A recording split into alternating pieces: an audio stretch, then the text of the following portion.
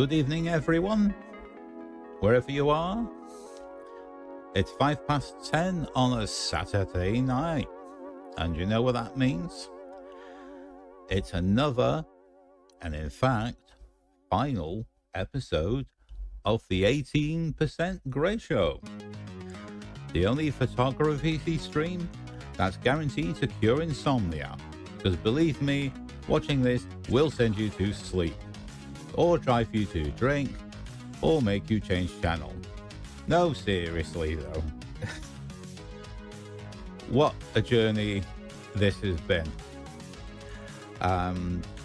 When I think back to about, a month or two ago, shortly after SecretCon, I decided rather than just do what I normally do, which is edit behind the scenes and in the shadows, and then just release pictures out to cosplayers and see what turns up on social media, I thought I would do something different. And I thought, I've never live streamed before. I've known lots of people who have done all kinds of live streams, photography, gaming. One of my good friends, Valentine Cosplay Gaming, is also a big streamer, avid gamer, as well as a cosplayer. So I will be giving her a plug for her channel, seeing as I'm her content producer. But what I'd just like to say is what a ride this has been. And I have to say this, I've really enjoyed it. I didn't think that streaming could be as much fun as it is. I mean, yes, earlier on I have mentioned that it can be like the DJ at the radio station on the graveyard shift, which is, for those of you outside of maybe the UK, is midnight till 6 a.m. Pretty much when only shift workers, hospital staff, the old taxi driver, they're about the only people who might even be listening to you. And you still have to carry on full of enthusiasm and beans and sound, positive, engaging, getting yourself out there, keeping people entertained. And I hope that this stream has entertained you. Hope it's maybe convinced a few more people to subscribe and give me follows on social media. Like I say, I'm not applying, for likes and follows. That's entirely up to you. If you like something and you want to like it, you can do. If you don't want to, I'm cool with that as well. So here we are on the Saturday night, and we're following on from last night's stream. Still got half a cup of coffee to get through here, and we are finally coming to the end of the edits from SecretCon, and it's been an absolute blast to do this. I've enjoyed the pace. I don't mind putting myself out there.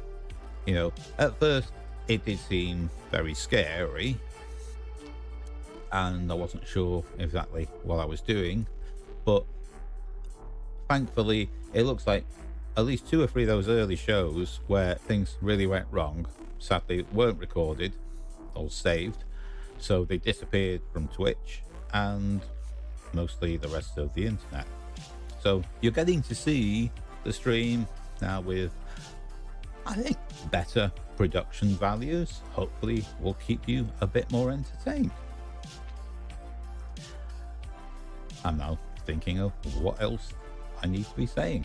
I know what I should be doing, which is I should really be getting on with some editing. So let's switch over to Lightroom and let's just pick up where we left off.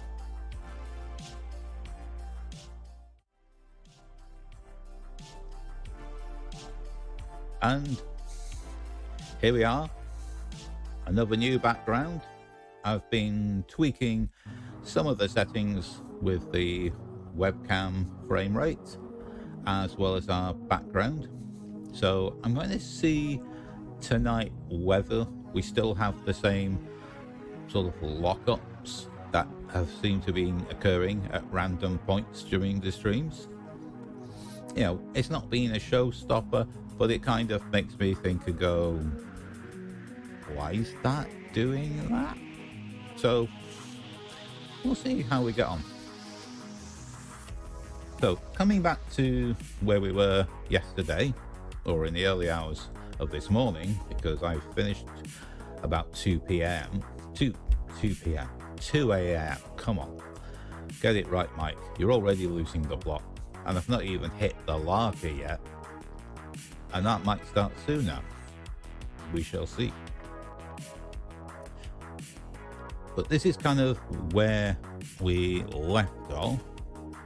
So we were doing some edits from a friend of mine, Sebastian Holmes, who is known, or very well known, for cosplaying Sebastian Michaelis from Black Butler. We also got to do some edits from Under the Glove Cosplay, if I'm right. I should be, because I just looked it up on my Google Keep list, which is something I use while I am doing shoots at events. I'll try and take down the details of anybody I'm working with so that I can actually tag them appropriately and get the pictures back to them once they're ready. And she was cosplaying an original character, which, as I mentioned in yesterday's stream, was based on a D&D character. Was basically a dwarf who was a miner who was using a spell to make themselves look like a hot witch. Yes, that's an interesting kind of D&D character. So we also have been experimenting with Lightroom's new features and looking at how that could impact and maybe streamline our editing process. Because I'll be honest with you, I was quite impressed with how quickly I could do edits in Lightroom. You know, we're talking very quick, where we don't need any kind of special effects. So maybe sort of things that Photoshop isn't really needed for. You can actually get a pretty damn good edit in Lightroom and not have to touch Photoshop at all. I have used it though on a number of occasions last night, because the tablet that I'm currently using, which is a Huion H420, and that's the pen I use, believe it or not, it has a on-off switch, which is just like a real pen. Crazy, huh? But I guess that's what you get for, I think, a £30 tablet. You know, it may not be Wacom, but it serves its purpose, and it seems to be almost as good. Although it does have some issues with Lightroom, and that Lightroom seems to be hypersensitive to how it works, whereas Photoshop is perfectly fine. So I'm not exactly sure what's going on there, but going back on what I said, what that prompted me to do was to make a few adjustments in Lightroom, and then if I needed to do anything that needed that kind of fine control with the pen, I would export it into Photoshop, make those modifications, and then save that back into Lightroom, and then apply any color gradings and adjustments, especially given that with the new masking features that have been included in the Lightroom, you can mask out each part of the whole picture. So you could mask out the background, the subject or the person, a group of people. You can even break the group of people into individuals and affect each one of them separately if that's what you wanted to do. And when it comes to an individual person, you can also highlight, say, select the hair only, or the face, the eyes, or any other body, skin areas. So it's incredibly powerful and very accurate selections. And I'd love to see that being implemented in Photoshop, because it sort of feels like they're almost there. They've got like a much better selection option where you can send it to the cloud to do your selections, but it doesn't let you break down things as much as this. And I think that in itself would be a real game changer. So, just following on, you can sort of get an idea for the sort of things we were doing. And for those who don't know, if you haven't seen a stream, I did spend a lot of time in this area. And you might be thinking, what were you doing, Mike? There's nothing there. That's exactly what I was doing. Getting rid of the people who were hanging around in this area by cloning them around. And that's not the easiest, and it's quite a fiddly job. But from this distance, it's fine. You don't know they're there. If you did zoom in, you might see looking a bit uneven, but to be quite honest, you're not going to look that closely. This is where you should be looking. This object, she looks like she means business. And this took at least 3 takes of walking down and just snapping away, hoping that I could get the framing and the focus just right. And I'm happy. I think this has the right kind of vibe. And we did take this into Photoshop, so we could add some lighting effects, just very subtle, brought it back into Lightroom, and then copied the color grade from one of the previous pictures, which is amazing, especially considering that when you normally, say, copy items in, say, Photoshop, where you've applied a mask, you're copying the exact mask over from the previous picture. Now, if the picture's changed or your subject has moved, the mask is still referring to the picture it came from. The difference here is that Lightroom, when it knows there's a mask and it's set to master subject, it will go and redetect the subject in its new position and repeat the same operation for each other mask you apply. So if you're masking the face, the eyes, the hair, all on separate layers with different adjustments, it will go through and pick them out in each, new picture. That's pretty impressive. And it only does that in like 10 seconds. And I wouldn't be surprised that every time that we're using this, we're feeding data back to Adobe's servers, which will be analyzing the images that are being worked on and comparing it with the AI model and helping it refine and improve the selections. So I'd expect to see even greater improvements, in the next few editions. So that's where we ended up with. And the question is now, where are we going? And we're on the home stretch.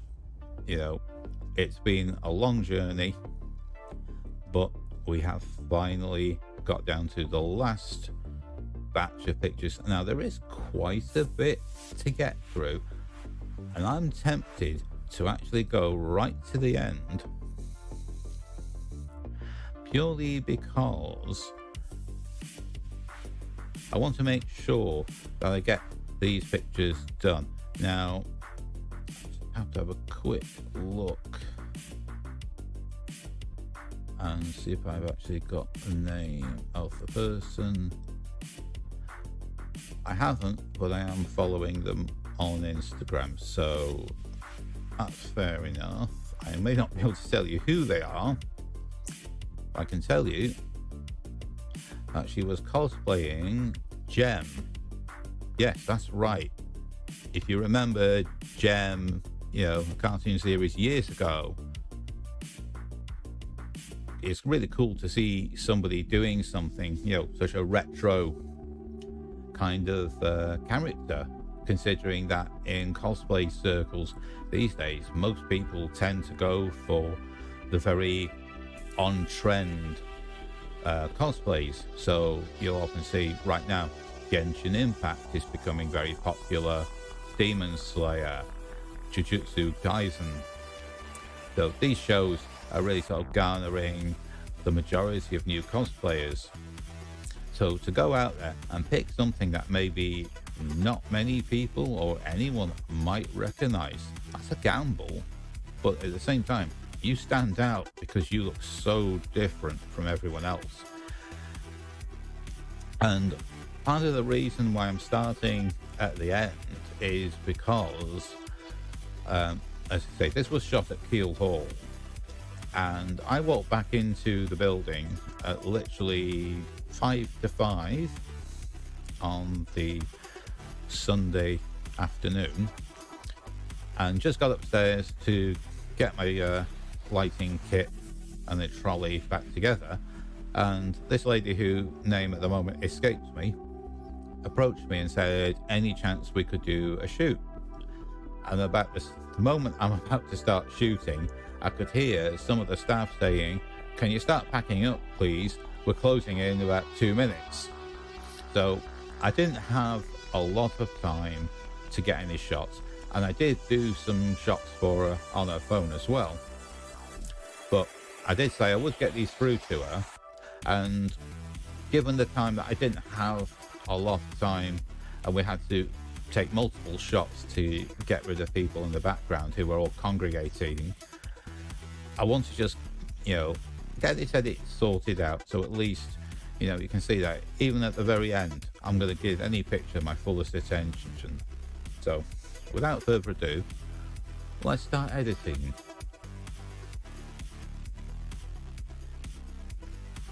Ooh, that coffee is starting to go a little cold, which means we could be heading for something colder. So taking a look at this, I think the first thing we want to do is we need to brighten up this side area here. So we're just going to take the shadows up a bit.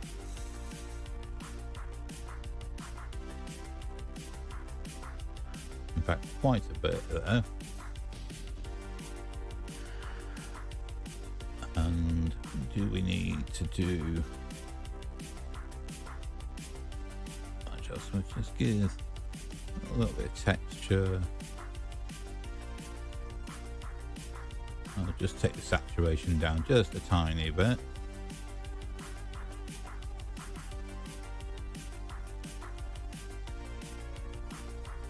And then what we'll do is just going to affect our sharpness and just reduce how much we're actually going to sharpen by.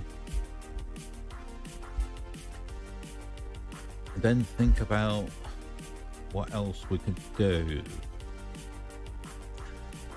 And I'm just wondering if maybe we're able to sort of reduce a bit of the shine, because it was really warm inside the building, and I think everyone had been running around trying to get shoots organized last minute. And as you get towards the end of the day, you tend to find that you're not always as fresh as you were when you started, and it's a long day to get through. So I'm just wondering if we go into Photoshop and we look at just doing a little bit of burning, right? Dodge and burning. So we could just take some of these highlight areas just a little bit down, maybe just sort of not look sort of too glazed. Not sure if we can do this, but it's worth a shot. We've got nothing to lose. We have something to work with. So let's get this into Photoshop and see what we can do. So I'm just going to duplicate that layer. Let's go and see if we need to do any kind of cleanup. The background's fine. There's not really anything in the distractions. It's another good thing to do is look around all the corners to see if there's any kind of obvious distractions, things that might draw your eye away, and then take it from there. So we've got a dodge and burn layer. Now what we can do is we'll just get the brush tool, go our flow at 6%, because I just want to keep it really light, and we're just going to use a soft round brush, and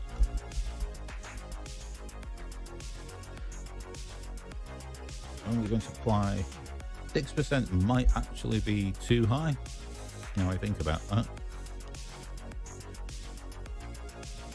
So if we say 2%, that might not be immediately obvious, but we can build it up in layers. So you think about it, say if you're using a paintbrush with a fine level layer of paint, you're going to be building it up in very fine layers, as opposed to, say, taking one full power layer. And let's just see if, and actually, you know what, we're brightening that up. What are you doing, Mike? Come on, get weather here.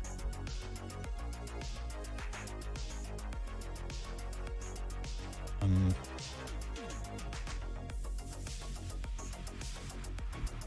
we'll just see how this goes. Again, this may look like it's going on a little strong, but we have the option to use transparency and blend how much.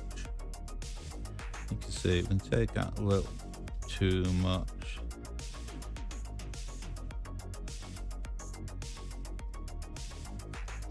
And we can see from that, we just switch that off and on. You can see we're not going to completely get rid of the highlights, but we can reduce them a little bit. And if we think that's too strong, we can always get our opacity and we can dial it back. So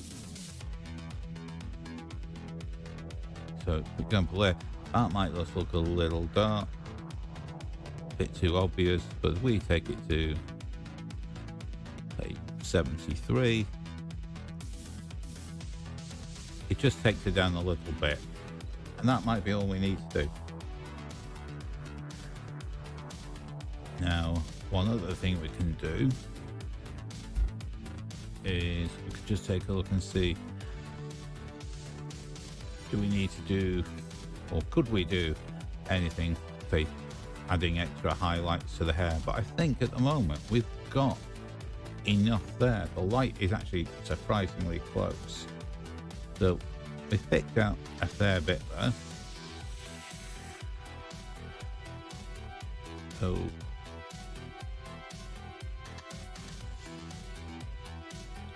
just having a quick check to see anything else that we need to do. And what I would do probably now, actually we'll keep that there, turn that off for a second, rid of that, and we will go and do some frequency separation and do some skin smoothing.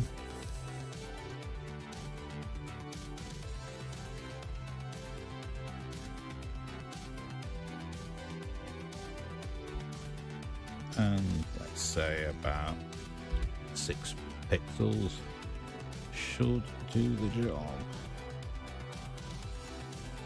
So first thing we'll do, we're going to our details, and we're going to use clone stat tool, change that to current layer. We'll keep the opacity roughly 50%ish, so we're blending in things very subtly, and it's just helping to clean up and sort of smooth the appearance.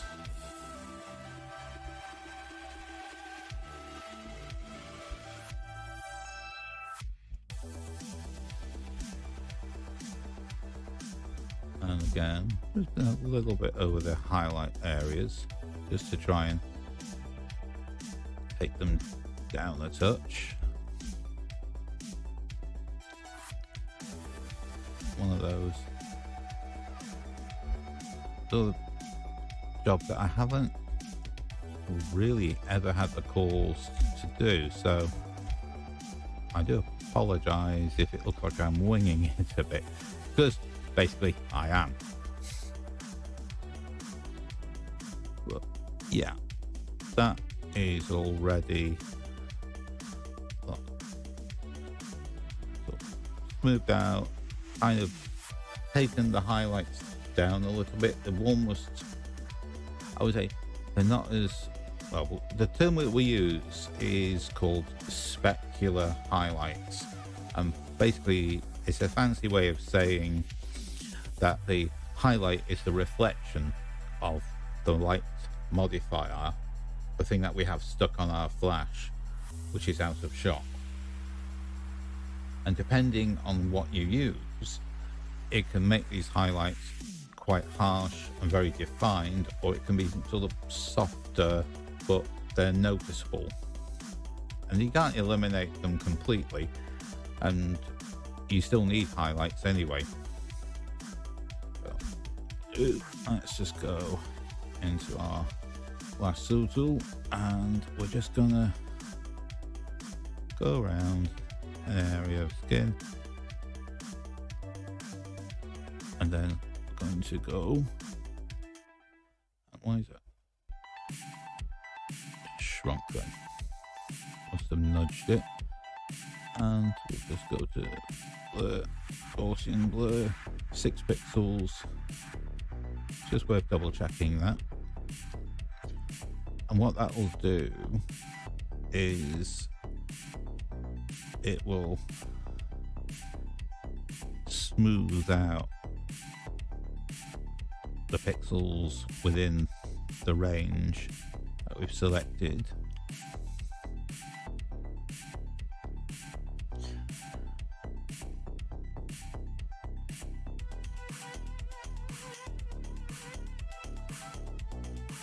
And it sort of effectively makes the skin look a little smoother, and also evens the tones within it. So if you have an area of skin where there is some color variation, you could go over it several times and it effectively blends them all together, so they look a little more uniform. And obviously, because we've started along the face, we need to sort of carry that on a little bit to a neckline.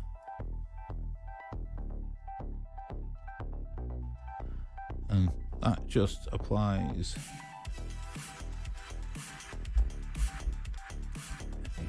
gentle smoothing. And quick way to see the difference, if we switch it off,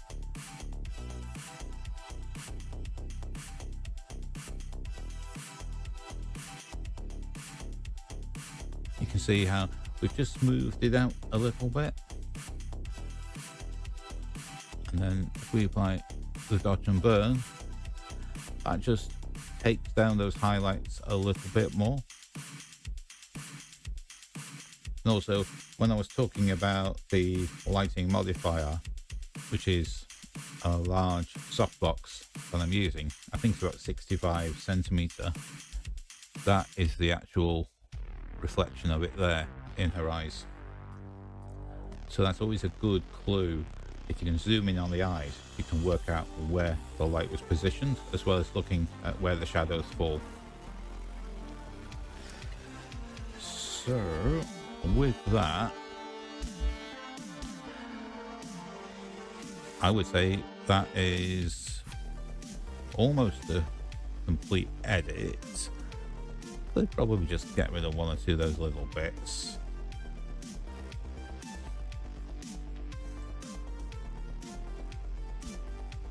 Again, sometimes you spot things afterwards and you know, they can bug you a little bit.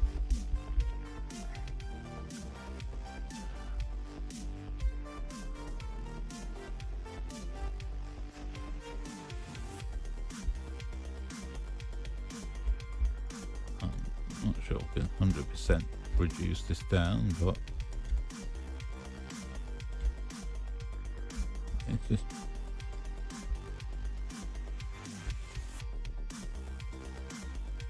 we may need to actually, you know what we'll do? Let's just create a secondary cleanup layer.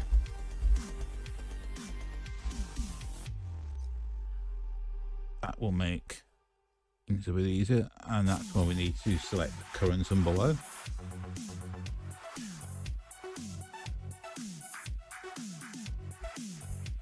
And we can just make quick work of tidying up some of this stonework.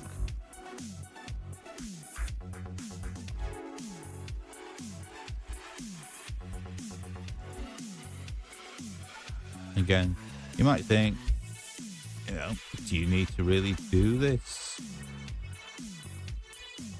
When I'm looking at pictures, I'm usually looking for something. Well, I'm obviously looking for something to catch my eye, but the question is it the right thing that's catching my eye? If I'm supposed to be looking at our subject here, but I'm picking out lots of holes and things here, I'm tempted to go, I want to fill those in. I don't want to be looking at what's going on around here. That's distracting and taking attention away from her. And she's got to be the center of attention. And yeah, looking along here, you can see I've got a few bits and pieces here, which are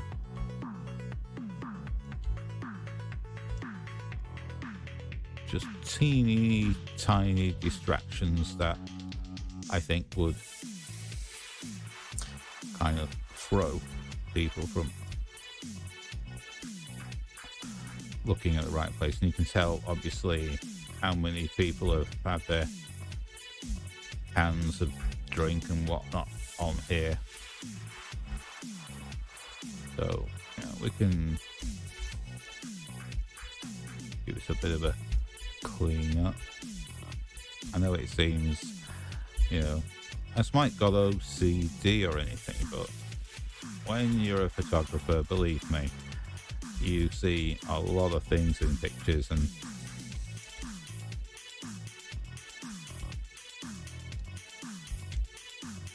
I always think if you can fix a problem, you should, where possible, as long as it's not too drastic. And it's just a little quick clean up.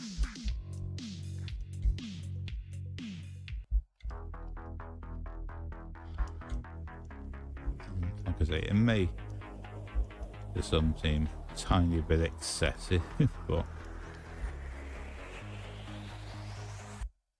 when you haven't got any other shoots to do, well, what are you going to do? So let's take that back there. Now that looks nice and clean. Got that done. So let's take all of this together. Let's look at that dodge and burn. See if we can actually, what happens if we do take it to 100%. And you know what? I think we'll get away with that 100%. So let's just do group.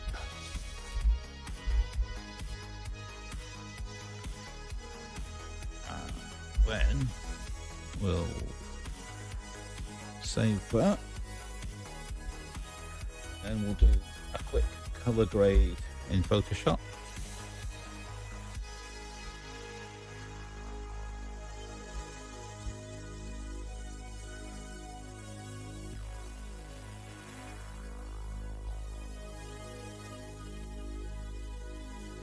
So what we'll do now is just get some water.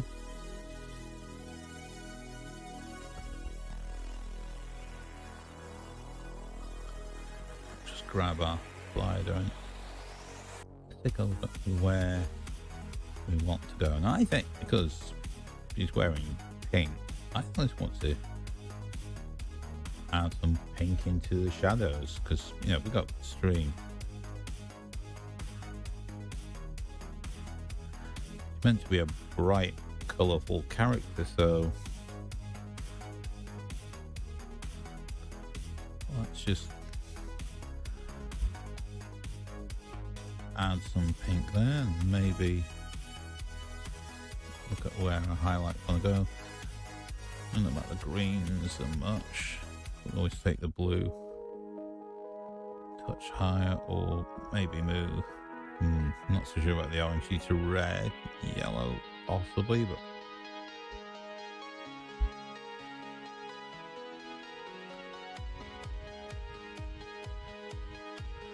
just a very tiny amount there. And if we just switch that off and on,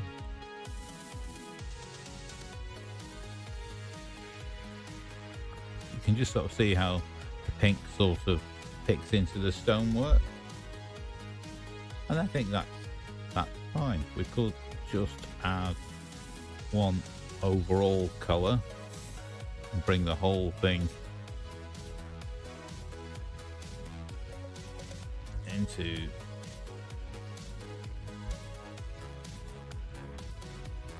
something that might just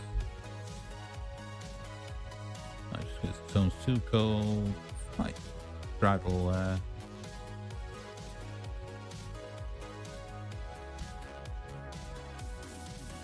And I would say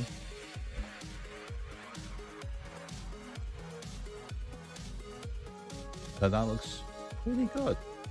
And I think, you know, it suits the character. She's meant to be a pop star, I think, if I remember correctly, because this is going back a good few years, so my memory's a bit hazy.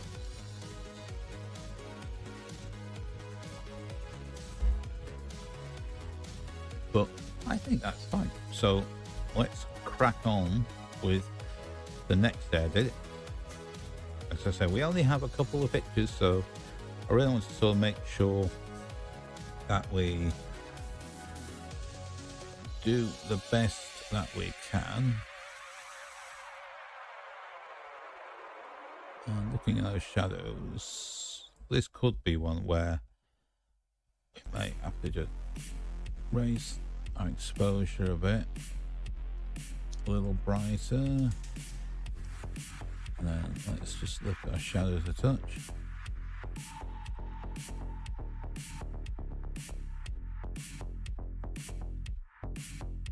Because we didn't want to have this really dark at the time, so I've got that. We'll just get a little bit of texture. I'll just take that saturation down a little bit.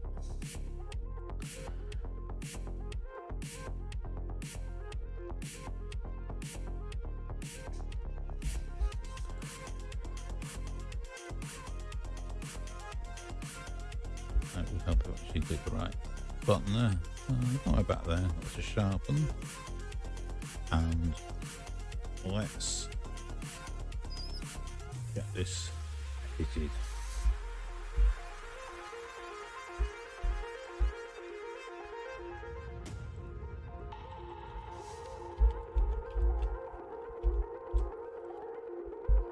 So what we're going to do first is let's clone the stamp and to do our quick background repairs.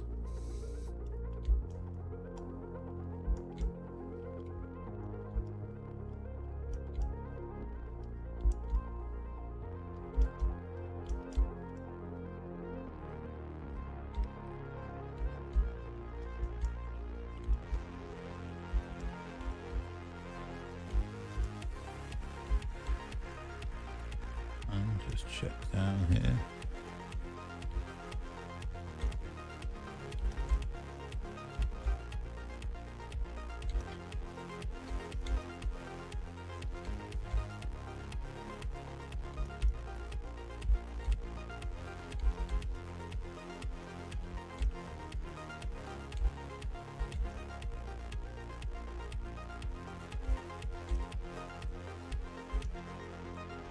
This is when you wish, you know, if people get things in a better condition, we wouldn't have to do this sort of work. But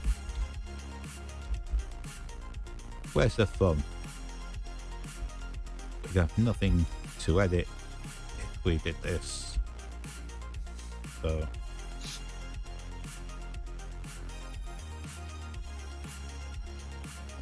now let's just go to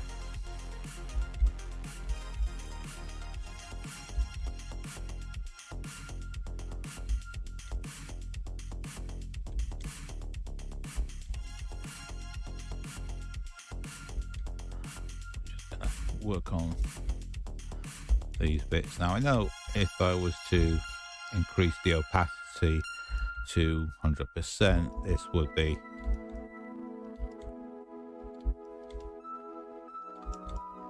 very easy and quick to do, but at the same time, this just gives you a chance to blend things in a bit.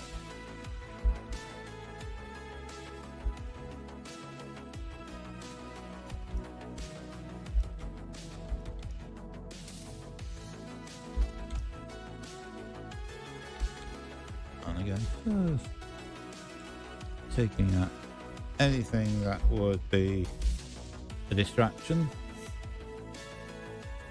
And I'd say that's already, you know, a lot cleaner. So as you can see there, how quickly we've cleaned that up.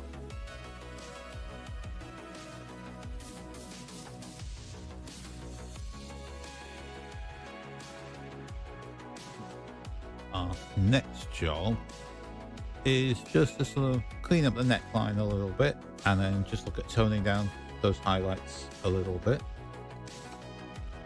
Again, this is just going to smooth out the appearance overall and reduce any sort of distractions that are going to draw your eye from, you know, anywhere else. So I'm just gonna do quick clean up there. 1 or 2 areas just to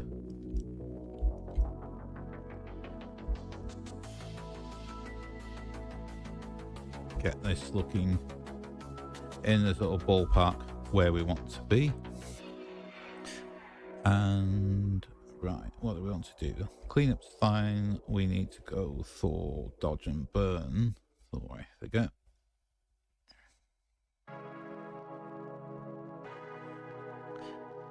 And this time we want the brush tool, 2% flow, as before, and maybe just enlarge that brush size a little bit.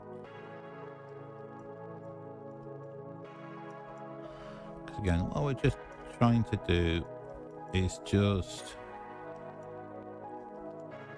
take the shine down a little bit, because it was quite warm, and you know, you can kind of tell straight away how hot it was inside. And this is like 5 o'clock in the afternoon, and then everybody's being told that they need to get out and go home. So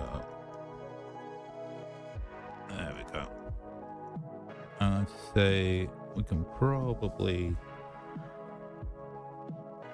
do that. That's fine. So turn the background go. In fact, we'll turn off the dodge and burn layer because we'll use that.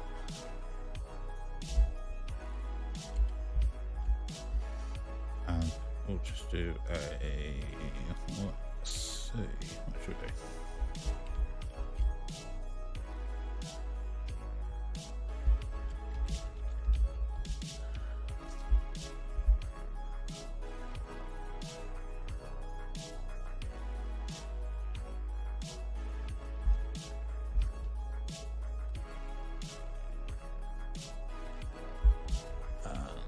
We'll go back to that, current layer only.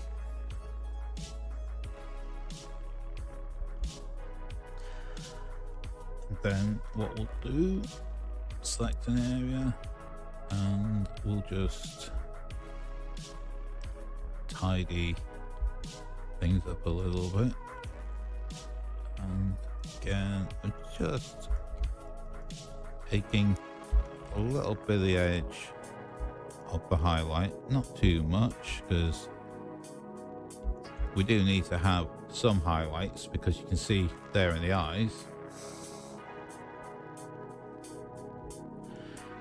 I zoom in there, that's my light there. You can see how close that was. It was almost full on.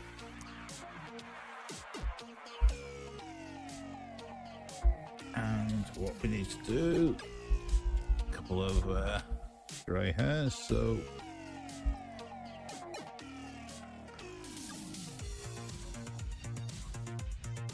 just tidy up a bit.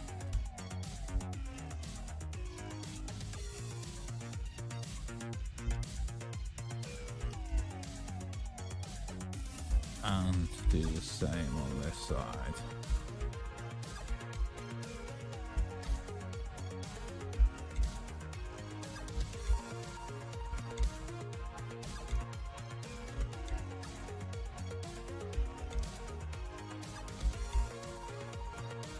Say, not all edits need this level of detail, but the closer the person is in the picture, the more obvious you're going to see and spot imperfections, and you really want to work on cleaning up some of these a little bit. Right, and I say, there we go, we're all right. And what do we want to do? Let's just put our dodge and, actually no we don't, because that's where we need to go next. Getting what I'm doing here, as you can tell. Let's get our lasso tool. Just draw above the eyebrows and up to the top of the hairline, and apply some Gaussian blur there. And I'll do the same over the eyelids, just once should do.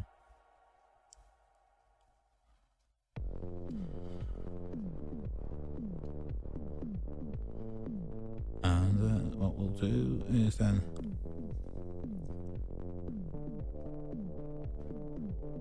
so select just around there.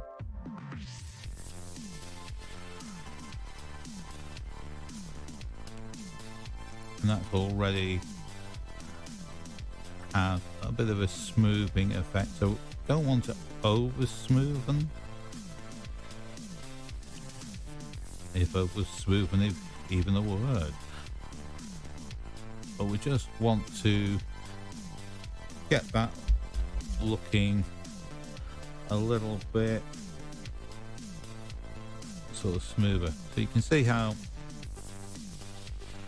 we still have skin texture, but we're also just sort of smoothing out the tones a little bit. So wherever, you know, you see something uneven, like say maybe there's a little patch here, so we circle that, and then we just go Gaussian blur again and deselect, and you can see how it's just started to reduce that a little bit.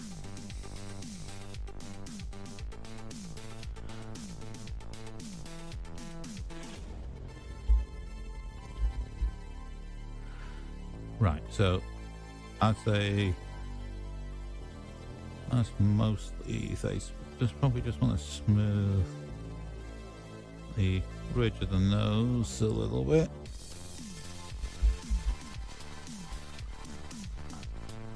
Then we're just going to apply a little bit of smoothing, obviously down to any remaining skin areas.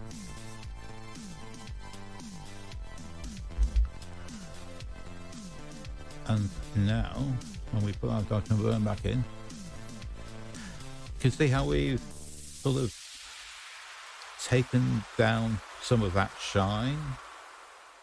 And again, when it comes to things like shiny skin, it varies from person to person, because it depends a lot on the makeup you use, what skin oils, whether you suffer with oily skin or not, and what your what your sort of makeup and cleanliness regimen is. God, I can't even say these things now.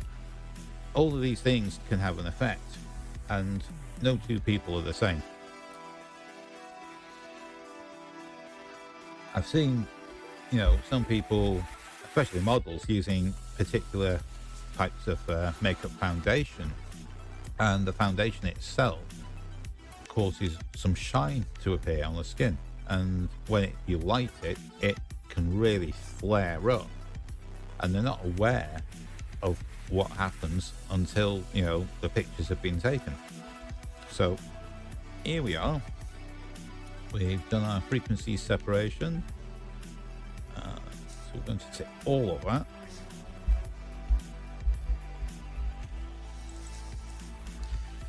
call that our final layer, take out these layers as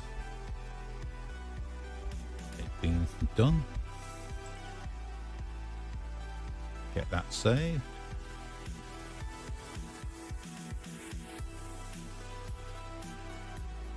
Now we're saved.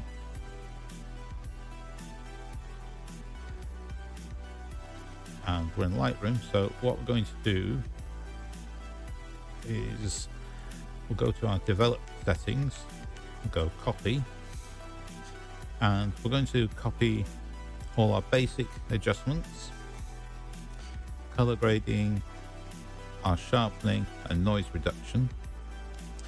And we didn't do any masking at all on this, wasn't really much need to, so we'll copy that.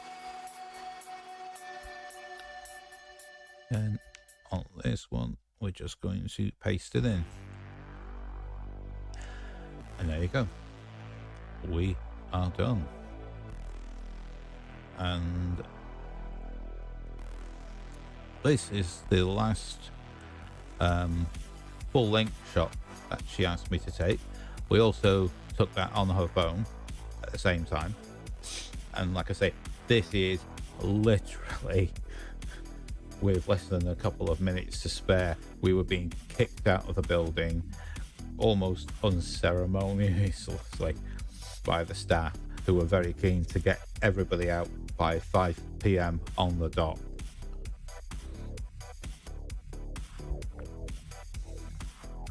So coming back to this one, we could attack this in a couple of different ways. What we'll do first, we're just going to a little bit of texture. I might do desaturate a little, just the way I like to do Nikon colors. You know, if I ever do switch to Sony, oh boy, that's going to be an interesting experience. That's assuming that I'm going to go for Sony. I haven't decided yet. I really do need to sort of try one out for a couple of days or a week and see, once I've got the menus the way I want them, does it focus and perform better? And I could do some work with some raw Sony files just to see what the color profiles do look like and how much of a change I would need to make for the way I do my work, and it might not amount to much. So anyway, again, we want to just get rid of a little bit of shine, so let's just take a look at this and see if this is one where we might mask the background. But I think overall I want to just take up the exposure a bit. So we can get that up there. We'll then just lift those shadows a bit. In fact, we've lifted them 100%, but we've now got this area matching and it's a little more evenly lit. So I'd say on that, we get this into Photoshop, we just do very little quick cleanup, and then we will apply a color grade and we'll be ready for a break. Because the next section is the biggest section of all. And I know that I did say when I was working with people, I'd be aiming up to about 3 to 5 pictures per person, purely because of how much time you can spend editing one set of pictures for one person. And the chances are that maybe only one picture gets shared. So when you're working with a group of 3 people, I'm expecting maybe 3 to 5 per person. So we're looking at maybe 15 plus in total. But depending on how much work needs to be done, and I don't think there'll be a massive amount, we should be able to power on through those the rest of the stream and hopefully bring the SecretCon edit sessions to a close, which would be amazing, because I think it's about time I did finish this set now. So enough of my yapping, let's get this into Photoshop and rinse, wash and repeat, because that's pretty much what it is.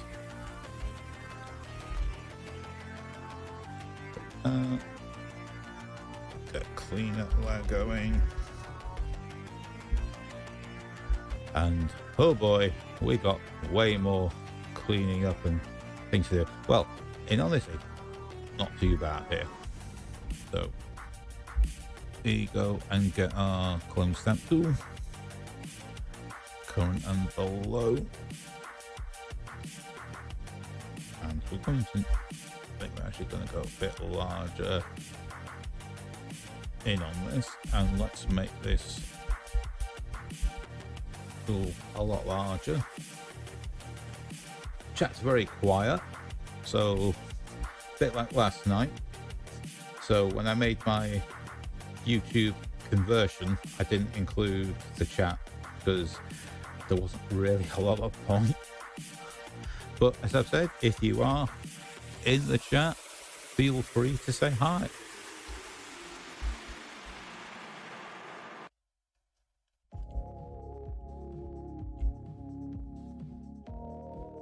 Let's just undo that.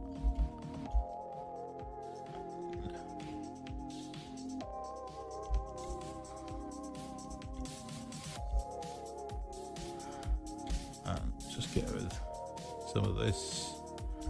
It's amazing that you can practically repair buildings with Photoshop. Sadly, it doesn't work in real life. You need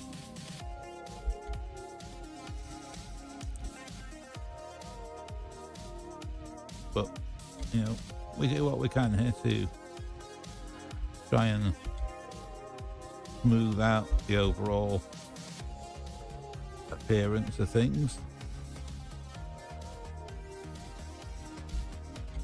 Not sure what's going on there, but you know, hey ho, we're gonna. In fact, fact, let's just take this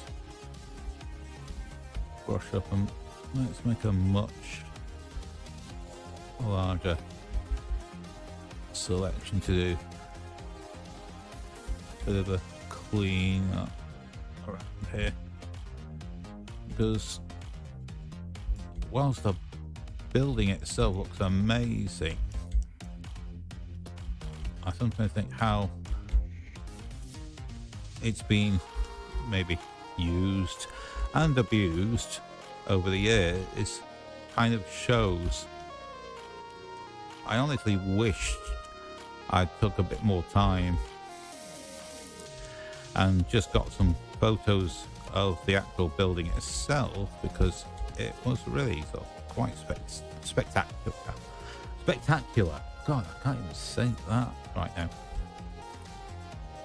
And, you know, wow, this is like really needing a bit of a serious refresh. And you can imagine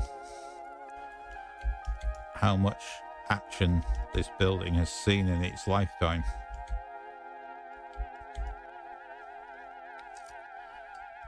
So let's just take a quick look at that, and that's looking a lot better. Just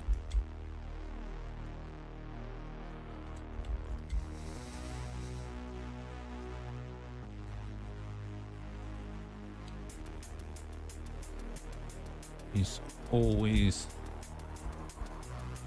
good. Oops. Well, you got to watch whereabouts you're selecting your cleanup points from. You know, you want to keep them fairly close to the area you're working in, just to blend things in a little bit easier.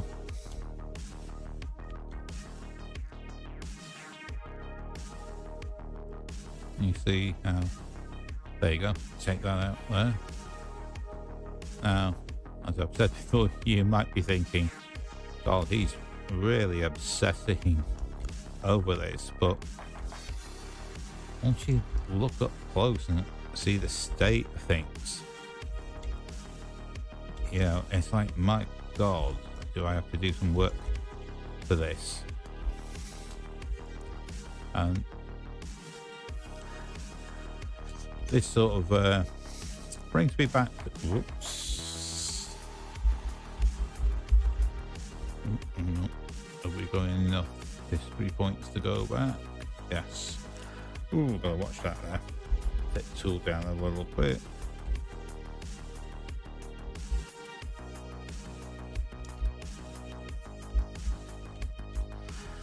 Sort of takes me back to, I don't know, maybe 2019 when I did a couple of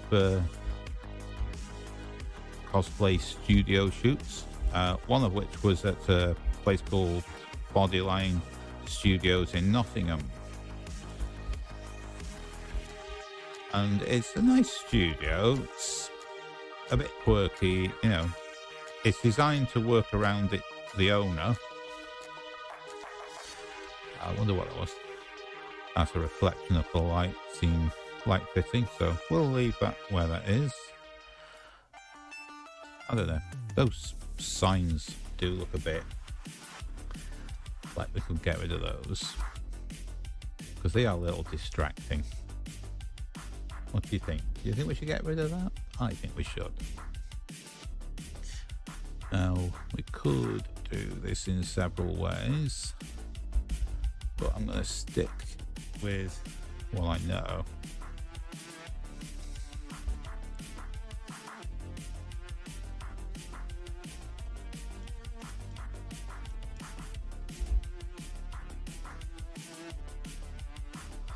Okay, that's good.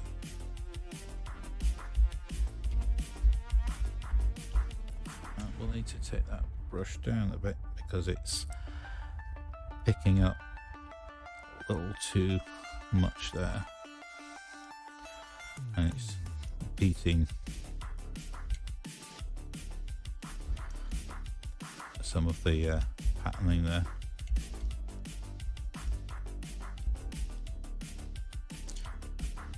I know this might look a bit like a kludge, but it is what Photoshop was designed for.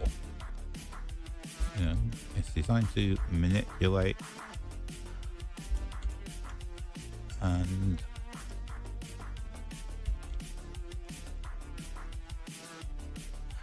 edit things.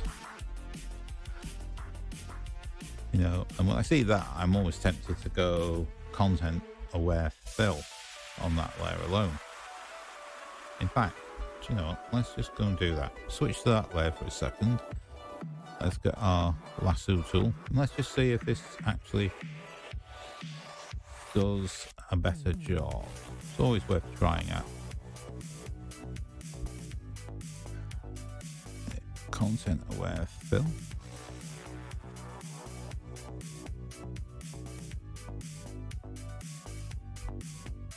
And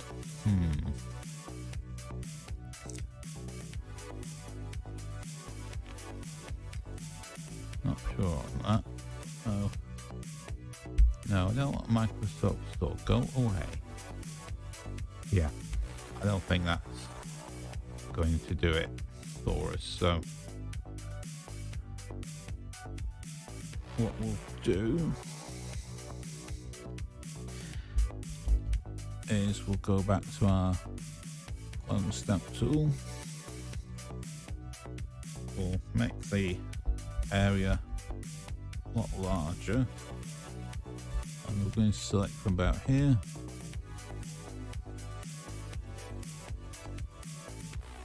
And we'll just paint down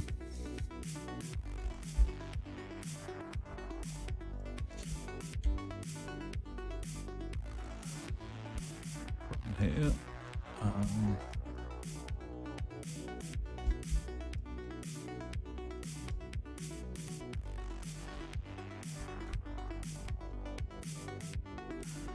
And see how that looks. It's not too bad.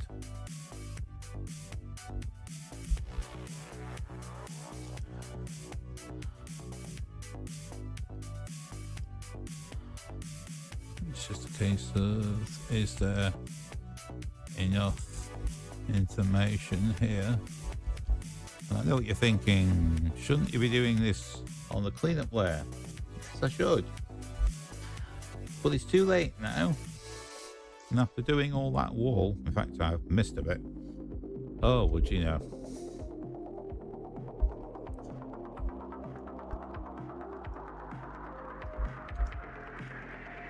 Let's just get a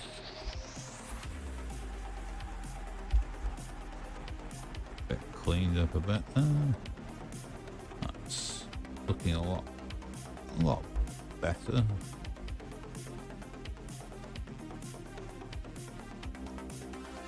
There you go. You never know. Never know that was there. A quick way to test, if you're not sure, just zoom out and we'll have a look. Yeah. I need to fix that. That just does look a bit off to me. But this happens. Sometimes you get engrossed in trying to fix something, you don't realize what's going on in the background. And yeah, kind of need to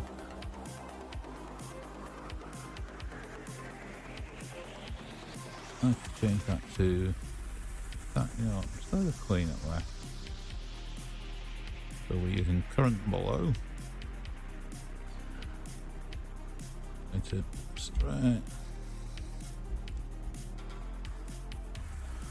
There we go. Don't dip them up there. And it seems to almost miraculously make that disappear, which is a good thing because that's a royal pain.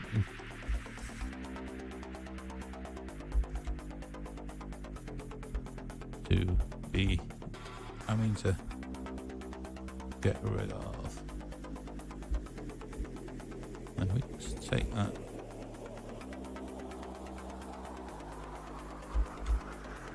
And just soften that.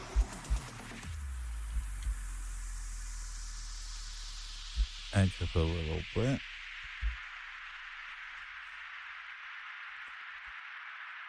I'd say at that point, yeah, that's fine.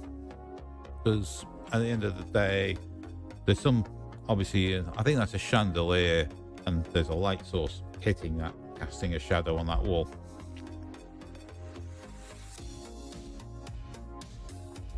There I was thinking, this is a quick edit. This isn't going to take so long. Well, no, seriously though, this shouldn't take too long. What we're going to do is we're going to zoom in and let's get to work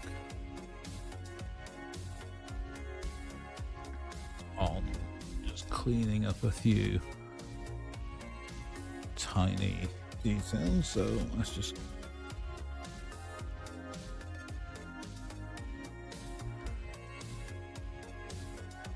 again adjust.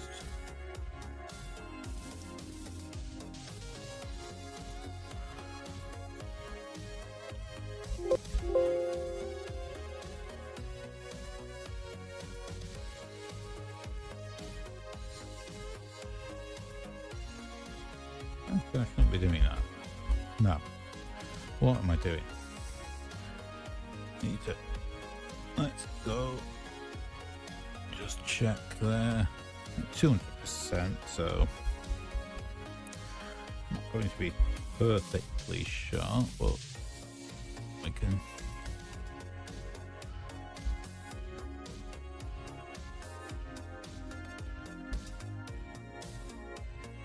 Just take a little bit out there and there. Now, just zoom out a bit. And again, missed a bit up there last time. We're just going to tiny bits of clean up just because you don't want to create an area where you know your eye is going to get drawn towards unnecessarily. I mean, naturally, say fairly low cut top, so you know we're being discreet. I also just want to have a look at any areas that we can do some work on.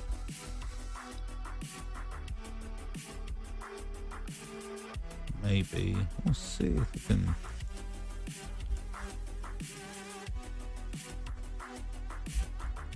just all the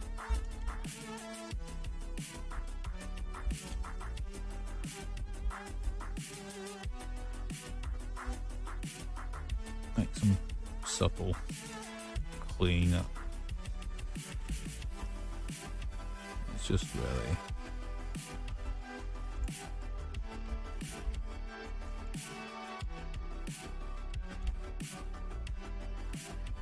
I think that's probably, let's go back a couple of steps on that. That's probably about as good as we're going to get, but what we can do is just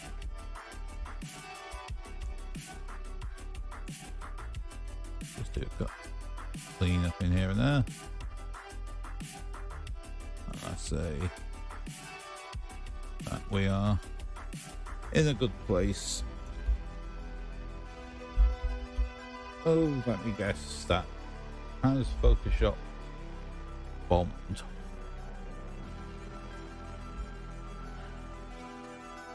Oh joy, that's bombed. So let's see if we can save this.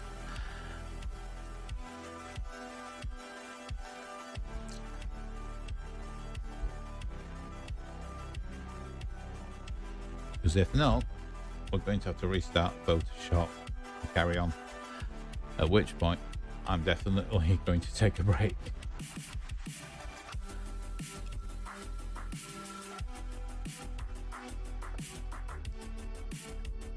I think it is saved.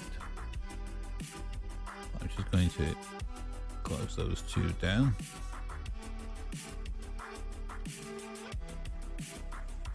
And let's see.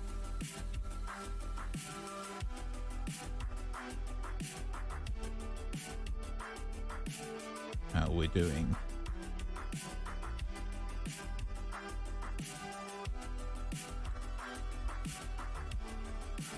Okay, so I think we're okay at this point. Whew.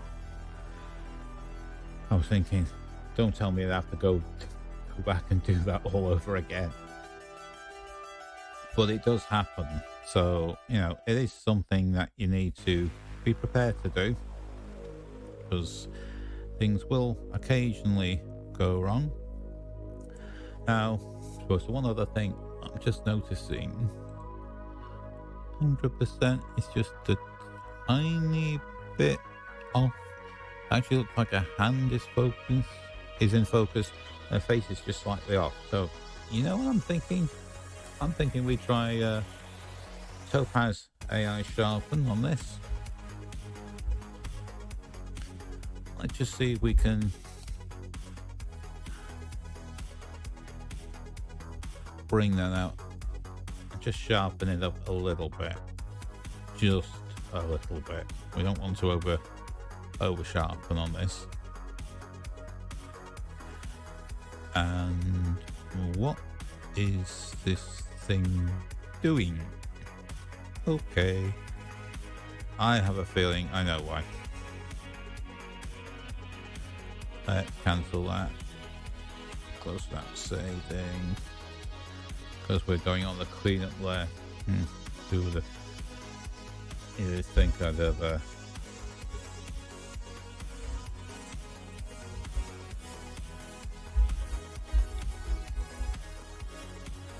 It does help to select the right layer when you use external plugins. I'll adjust myself there a bit. I've also got the camera now doing an auto recenter. So let's just see what effect that has. So that's standard. Okay.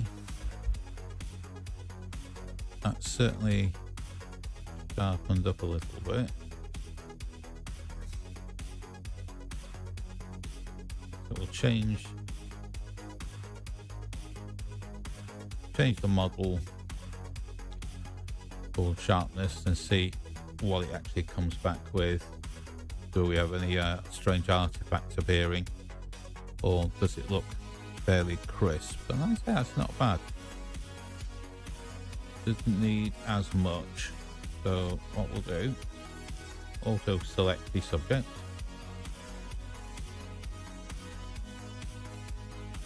And I think in this case, we're just going to, rather than just, you know, confine the sharpness to the face, we're going to sharpen the whole body. So let's just get that going. And that shouldn't take too long. And oh, I can see the camera doing its usual thing again. So I wonder if it's our processor getting hammered, possibly while this is running. Because I'm not seeing any drop frames occurring on OBS Studio. And frame rate's actually dropped. That's interesting, because we're normally streaming about 30 frames a second. And I've got the webcam and our stream all capped at 30 frames a second. 30, that is, not 13. That would be really, really jerky, which is kind of like where we are occasionally. And yet the processor, 2.1% in OBS.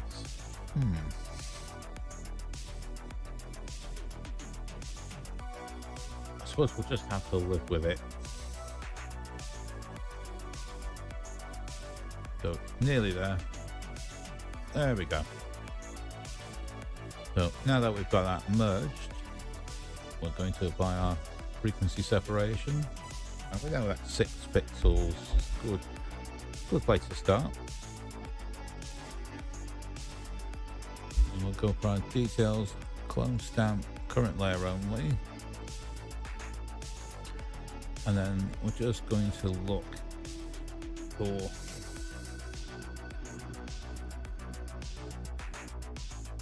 any kind of small areas when this thing wants to play.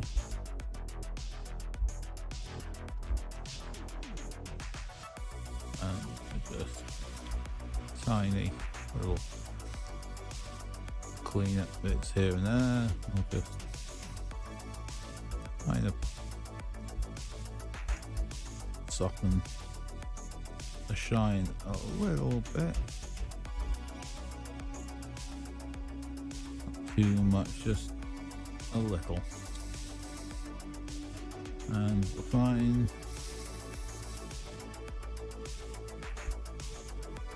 Let's see if we can maybe try a larger surface area.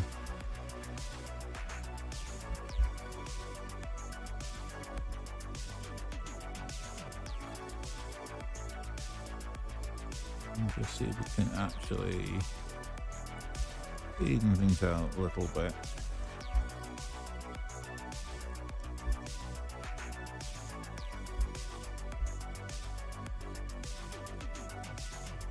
Not too sure on that one, I think. Take that back a few, back a few, and that's all right. It's one of those, sometimes you do something and you think, yeah, that'll work. And then you go, I'm not so sure on that. So that's fine. Go to the blur, get to our lasso tool, just drag the navigator up. And we'll just draw down the eyebrows up to the top of the hairline. Touch of Gaussian blur there.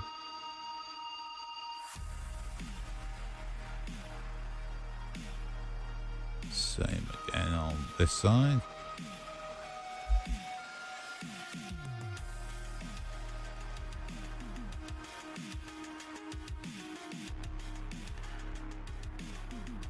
And then we're just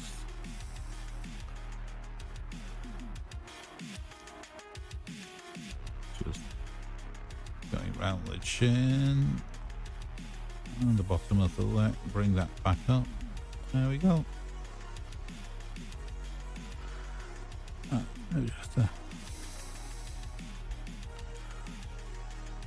Just a faint. There we go. So that, let's just see how that looks overall. And see how we've sort of taken the shine off and just sort of dulled it down a little bit, which is ideal where we want to be on this. And then just continuing on with applying some smoothing to any of our exposed areas of skin, just to make sure that we're consistent. Like 2 of it, so that should be fine. And now we need to zoom out a bit. Zoom out a touch more. Should be able to just trace around and just get the majority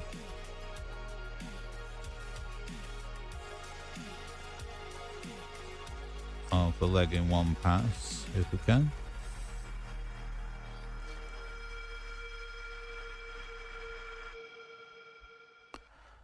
And then repeat on the other side. In fact, before we do that, we just make sure we've got a bit more space. Deselect. And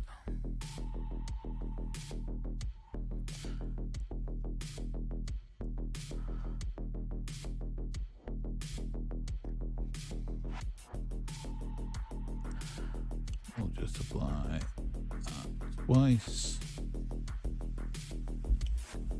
And again, just to collapse the separation layer down. And we'll just turn it off. And then on again.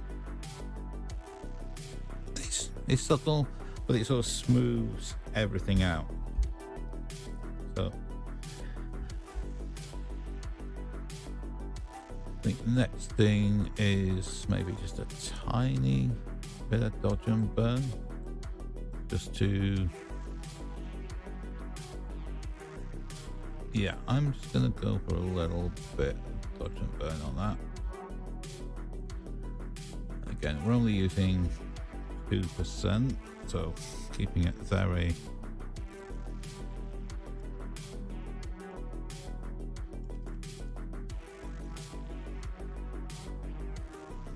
light, and just say, you can see how that just takes it down ever so slightly. We don't want to do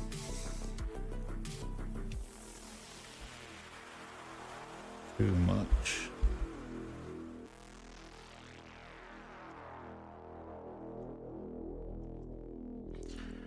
But just enough.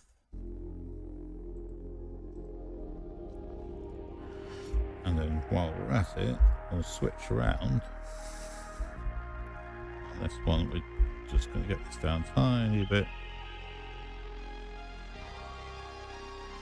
And just lift the lip gloss a little bit there. And I'd say that is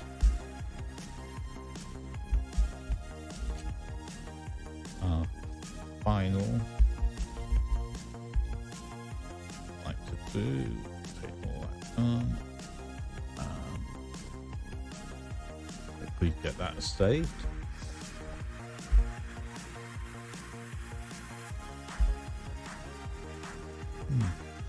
Right, there we go.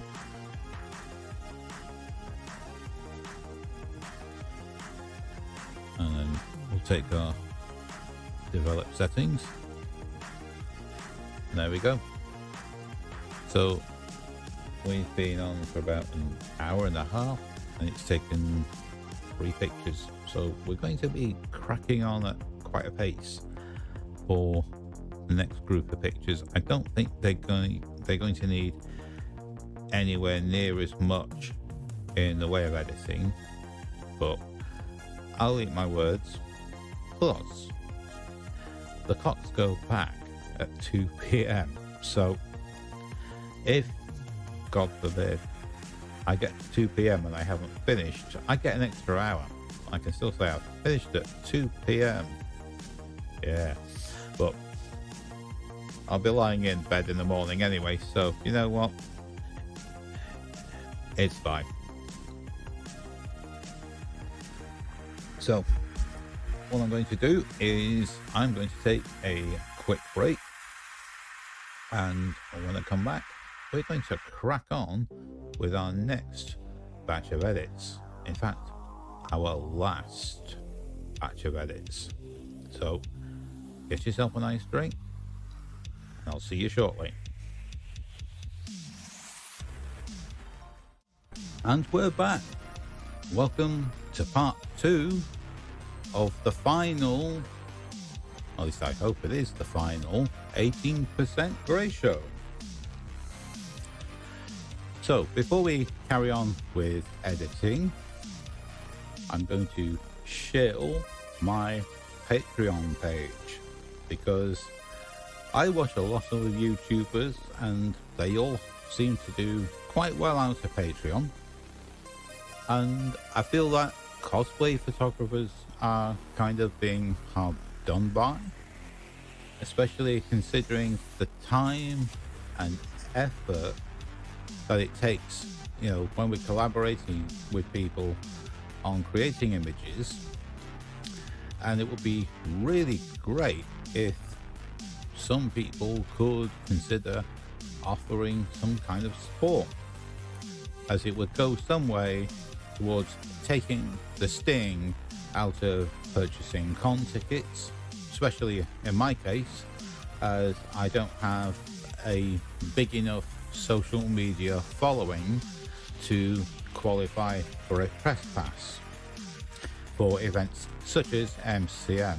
Although I should also mention that in order to qualify for a press pass, you have to either be working for a magazine, a online publication, or be supplying a media library. And as the cosplay community knows quite well, there have been a number of instances where photographers have been effectively selling cosplay pictures through media agencies. Now, just to clear this up, the photographers don't make an awful lot of money out of this, which is why they have to go to dozens of events in the hope that maybe one picture will get selected and they might make a tiny, and I mean tiny, amount of money. So it's not what it was, but it's, you know, the stock photography market is pretty much where any media outlet will go to when they say, oh, we need a picture of a cosplayer for the Sunday Times to talk about London Comic Con. They're not going to send a photographer out there to get a picture.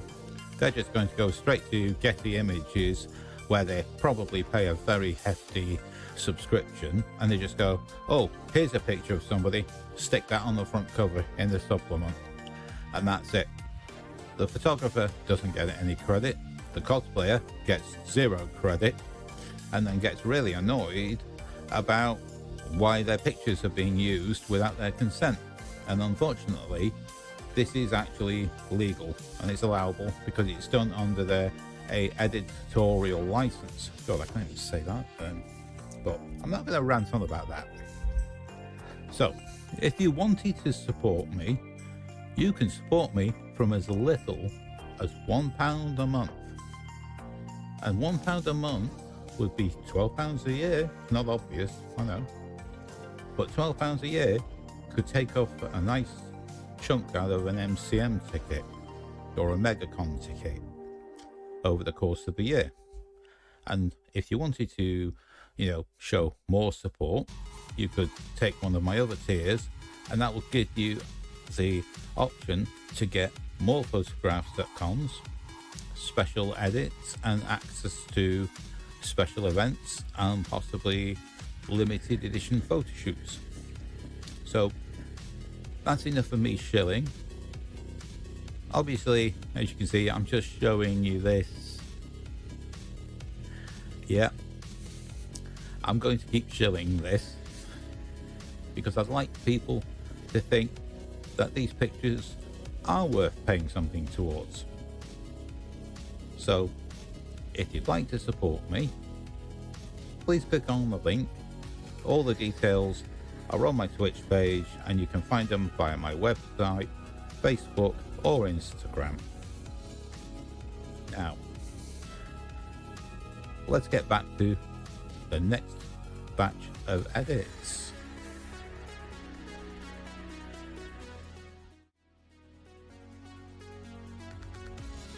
So, just before we get started, the time is sponsored by Accurist, and the time is beer o'clock. We've reached that time, 1:45 midnight. let's get this beer open.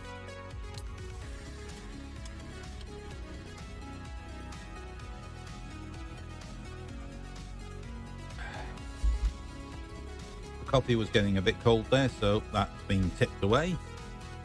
And we're gone straight onto the beer.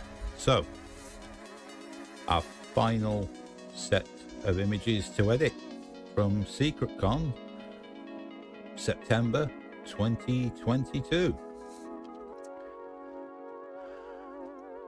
And we are going to start with Spy Family. Now, I've watched the anime and I really enjoy the show. I am a big anime nerd. Yes, you know, you're looking at me going, aren't you a bit old to watch anime? Not really. I like a lot of stuff. Spy Family appeared. My wife's already watched it, told me I should watch it. And because I knew there was a possibility of doing a shoot at SecretCon, I thought, you know what, let's get out there. Have a go, watch a few 3 episodes, watch the whole first season. Absolutely hilarious. So, let's get started. Now, I'm not 100% sure on all the names, although I do know that the cosplayer playing Lloyd Forger is none other than Kinreal, and I did a shoot with him back in 2020. Yeah, that far back at the AWOL Studios in Manchester at an event that Kevin Pack was organising. And I was there shooting alongside with James Bissett and I think Robert Mann, I'm not sure, could be wrong. I have a feeling he might have been there. It was a Winter Warmers shoot, so we had Kinreal and Midnight Dragon as both our models for the session. And we got some pretty good studio and outdoor pictures. But I'm rambling in here, but then again, I always ramble. Got to have something to do. So, taking a look at this, I think the first thing I'd like to do is maybe just take that sky down a little bit. But we'll just do our little tweaks. Like I say, this could well just be, some of these will just be pure Lightroom edits.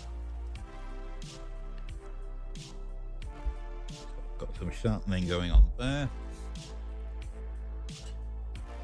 And let's see what would happen. Just set the highlights down a bit. Yeah, just taking the highlights down a bit. Not too bad. And we want to go just about 25%. Let's have a look. So pulling the highlights all the way down, but not blowing out the background too much. It's not too bad. It's not having a massive effect on the skin, which is always good, because I have seen some photographers who shoot indoors with flash and then pull the highlights down too much. And when you do pull the highlights down too much, the skin really starts to look weird and very unnatural looking. And it's almost like maybe they're using too much power, or they're not adjusting for it properly. But I'd say, all in all, that's pretty good. Maybe I could have done with a tiny bit more depth of field, but I was working at f5 at 60mm, so it's not too bad. Like I say, most people only ever really look at cosplay pictures on a mobile phone, rarely a tablet even. So tiny little focus inaccuracies don't show up, in all honesty. I'm just being a little bit of a perfectionist and a bit nitpicky, but that's just me. So taking a quick look, that looks fine. So what we're going to do then in that case is let's have a look at maybe just doing a little bit of a clone. No, not red eye correction. What am I thinking about? Come on, Mike. Healing tool. There we go. We might want to just let's just increase our healing tool a little bit there, and actually no, we want clone tool, don't we?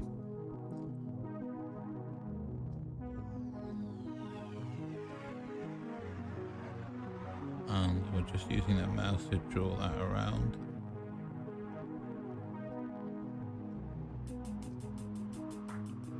I'll just take that off for a second. And there you go. People gone. People be gone. I don't know. Could do with actually getting rid of that as well. That's just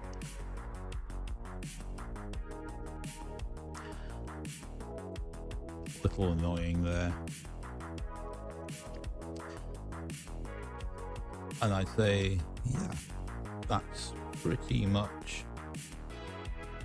all what we need to do there. So what we'll do now is kind of have a think about what kind of color balance do we want to use on this. Should we go with our tone curves? So let's just go into our reds. The red just bumps up the pink a little bit. Yeah, I think just a tiny bit of red in that case.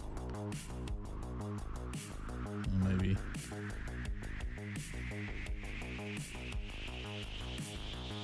I'll leave that there, maybe, and just lift. We have a little bit of green in the shadows.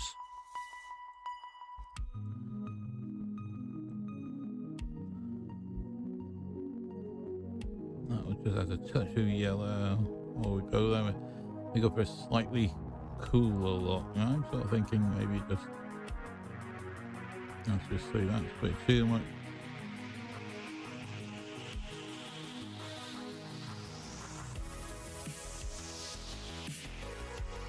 And maybe just lift that in blue. As you can see, lifting the blue in shadows, that's way too much. Okay, what's going on there? I think we actually had an extra control point on that, that's why.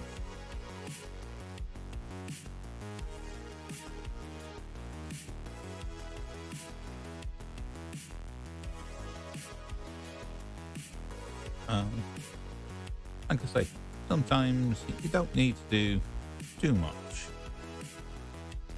And just take a look at an overall exposure and then just say, do we want to brighten them up a touch, or maybe just a tiny bit. Yeah.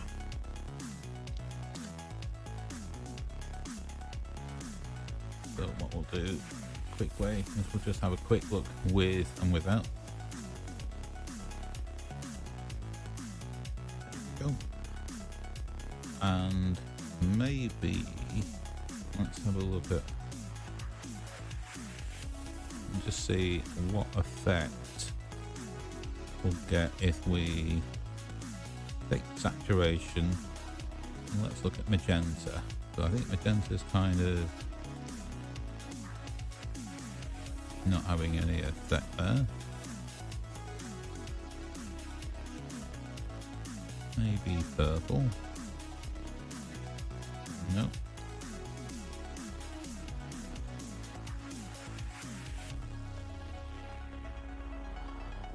Suppose the other thing we could do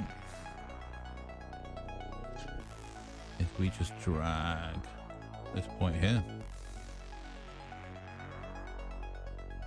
and it is basically red and orange. Should I know? as you can see, you can really drag the chest, but then you notice how the skin tones all, everybody suddenly looks like they've been shot with a Sony. We don't want people to look like Oompa Loompas. This is why most professional Sony photographers on YouTube have preset packs to sell, usually to cover up for the slightly odd color science of Sony. Now, at this point, I would say, this is where masks would actually come in better, rather than trying to do all this. So let's just take that back to where it is, and instead we're going to hit masks, and now it's detecting people. Isn't this cool? So I can take person 2 and I can pick hair, create a mask, and then it will just turn off the overlay, and then we could just take all the saturation out, as you can see, practically aged in seconds, and we can pump that up a little bit.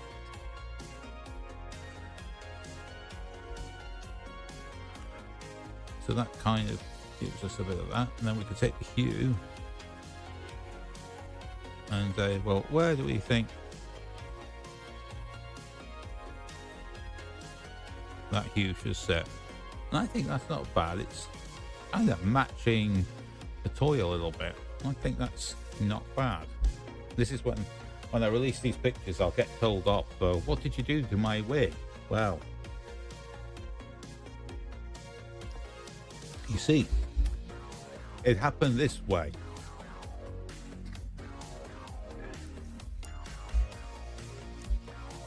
But yeah, that's not too bad. And while we're at it, if we then say create a new mask, let's select people again, person 2, and we hit their face, and body skin.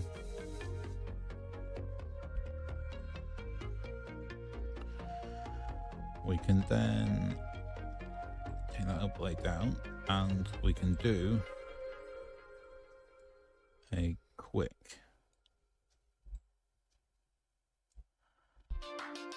very quick little skin smoothing. I much prefer dodge and burn. Not dodge and burn, I mean frequency separation, sorry. But when you're dealing with multiple people, wow, that can take you a lot more time. And this, for a group shot, is pretty quick. Now, obviously, one of the other things we've got is we have a few of our characters behind who are just slightly soft, but because of that, the skin will be a lot smoother, so you don't have to do as much. So I think that kind of gets us more or less where we want to be. I mean, if we wanted to change this and make this a little more greener, we could do. In fact, why don't we just give that a shot and see how that would look?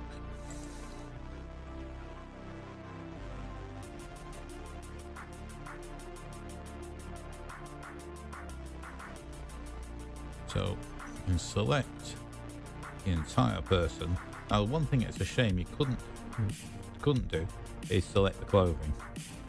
But if we select the entire person,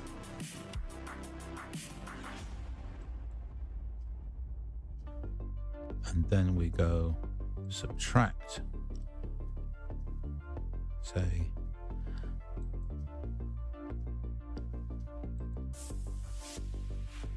the face skin, body skin, eyebrows, clear out pretty much. We take all of that.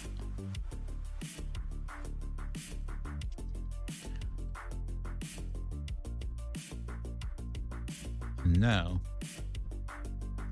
we pretty much have most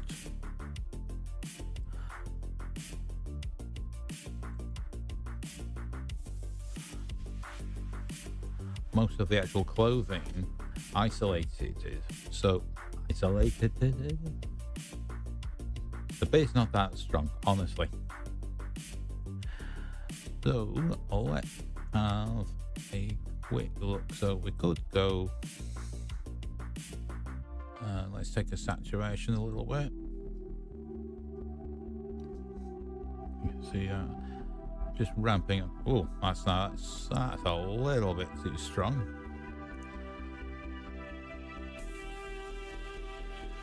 So I would say, okay, maybe about there. I'm not going to change the actual color, but that just gives it a little bit more saturation in the clothes. So with that, we'll close all that. And just to do a quick comparison, you can see the before and after. You can see how background is blown out a little bit because I left my flash indoors, so I was shooting in just natural light, and that's just something you have to learn to do with, or you get your subjects under some sort of cover so they're out of the main sunlight. He got rid of a few people, distracting people in the corner there. Perked up the wig color a little bit and just tweaked and saturation of the green a little bit. So we can go from that, and in all honesty could leave it just like that, but we have obviously modified with the tone curve. That's a subtle, very subtle change on that. But we can go now to color grading. So let's decide on maybe where we want to go with our colors. Do we want to go like blue in the shadows, or sort of more green? We were sort of between green and blue really. Or do we even just apply an overall?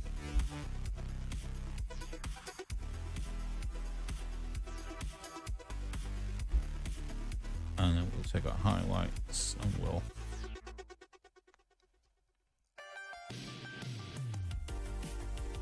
usually pick them in the opposite direction.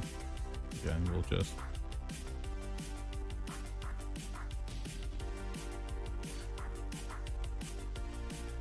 and then we'll add a global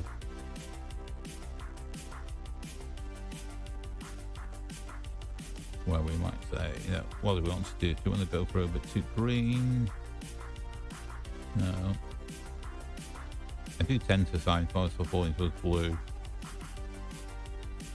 The warmer tones, not so much.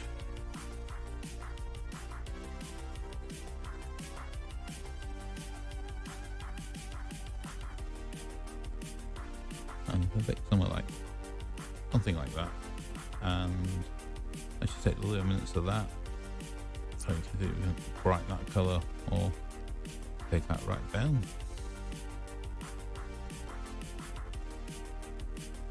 And that is our colour grade.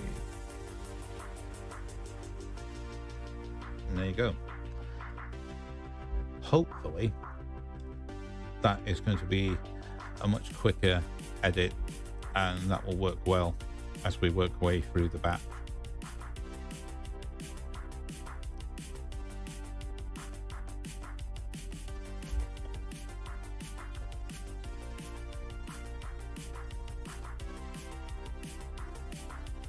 So just taking a look at the chat, and yeah, it's pretty quiet. But I have looked on Twitch and I noticed there were about 6-7 views this morning. So people are obviously catching up with this maybe later on in their day and air time zone. Probably about 2 minutes and then switching off. But, you know, according to some of my Twitch reports on the summary, I'm sort of getting about 2 viewers almost watching all the way through, which is not bad for a small streamer that's only just been going for about just over nearly 2 months. So now that we've got that first edit in place, we're going to run in through a couple of other shots and see what we can do. I picked out several of these shots because I tend to be a little kind of picky, and I know that maybe I might find a shot that I really like that, but the cosplayer might say, you know what, I like this shot better. Like, okay, each to their own. So what we need to do first, in fact, let's just see.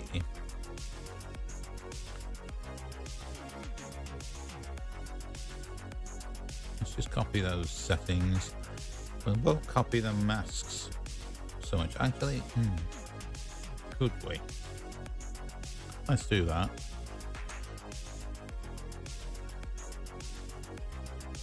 It's a good experiment anyway. Like I say, this feature of Lightroom is pretty amazing. You know, I've been blown away by how quick you can get things going. So let's just place the settings, and it's going off calculating the new masks.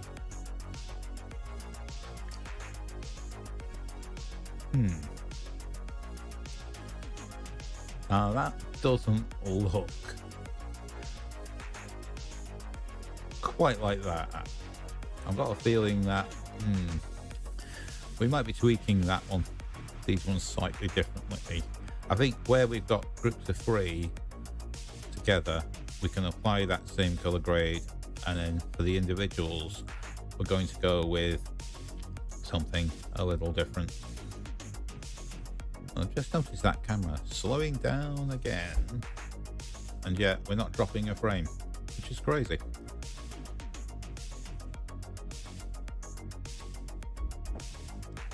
I'm intrigued to know what on earth is actually causing it to drop frame rate, because we should be capping about 30 frames a second, and my CPU isn't going over about 2%. So, right, just going back to that, that's not working at all, so I'm going to reset that. I think what we might do though is going to copy some of those settings, but we're not going to copy all of them. If we take that off, we'll take tone, curve and color grading. Let's leave the masking off for a second and just see.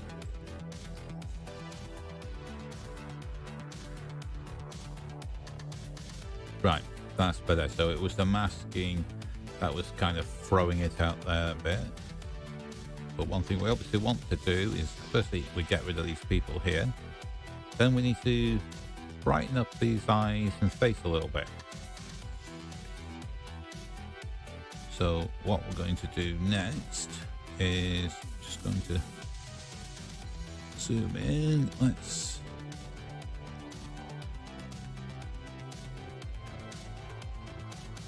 zoom in there. Let's get our healing tool.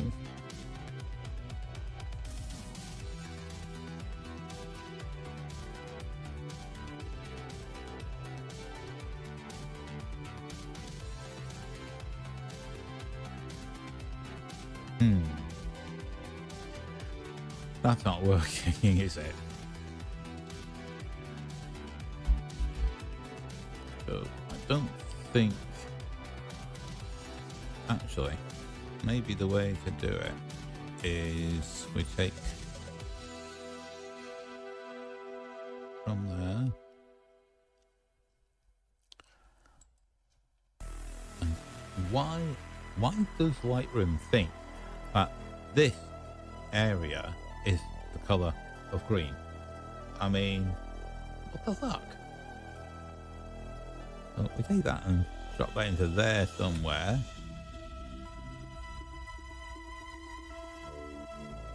Makes more sense.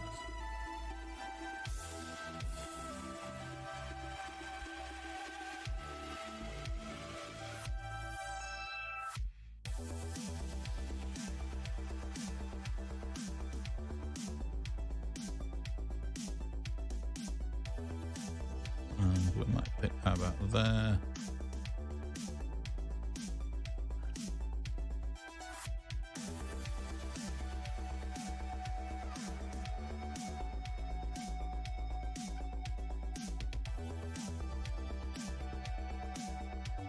That's not going to work because you might want to use... Let's just try using a heel.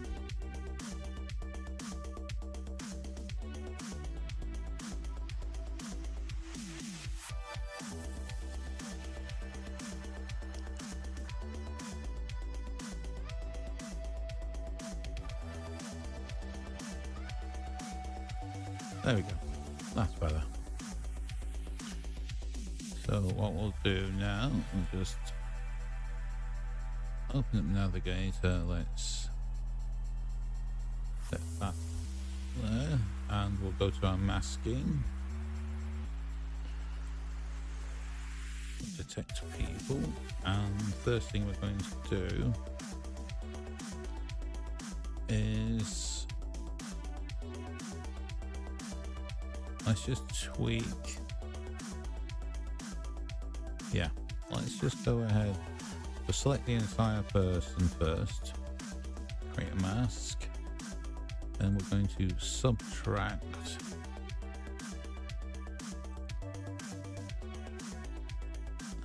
hair, lips, iris, pupils, sclera, eyebrows, face and skin. So we basically take all of that.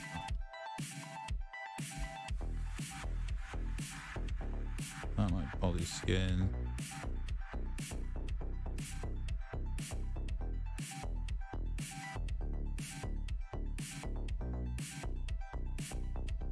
Yeah, take that. Create a mask. Now subtract that up. And we'll take that saturation up a bit.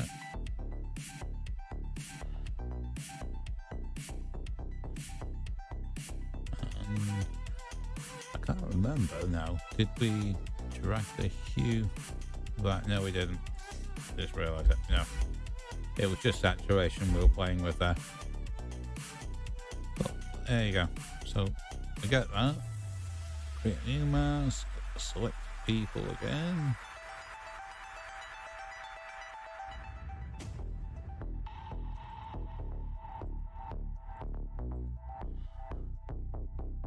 And for this, we're going to create another mask.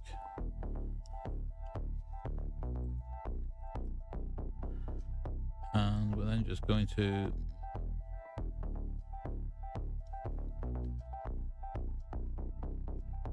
as you can see, you can really brighten things up there.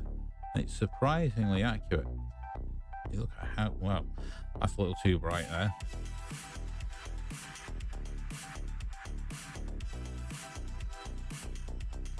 There we go.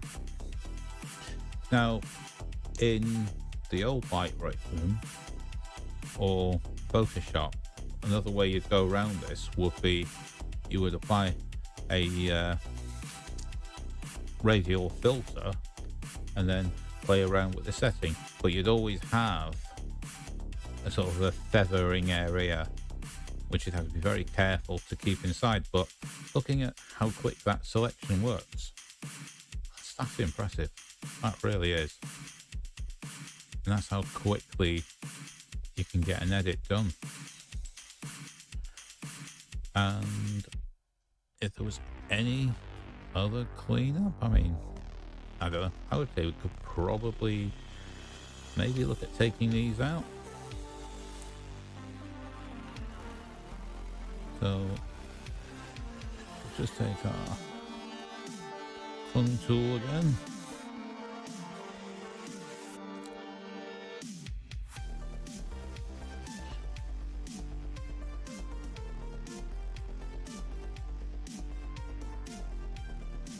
It's just kind of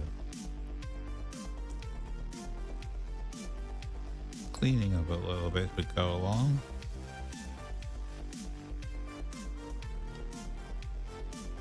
And just getting rid of the odd bit of a distraction there. There we go. And that already, I think, looks pretty spot on. And that's not bad going. So again, let's just hit before and after. And there you go. You can sort of see how we've just lifted the face slightly. We've boosted the saturation a little bit in the clothing. And we've erased the person in the background, as well as cleaning up a bit of the foreground so it's not distracting your eye too much.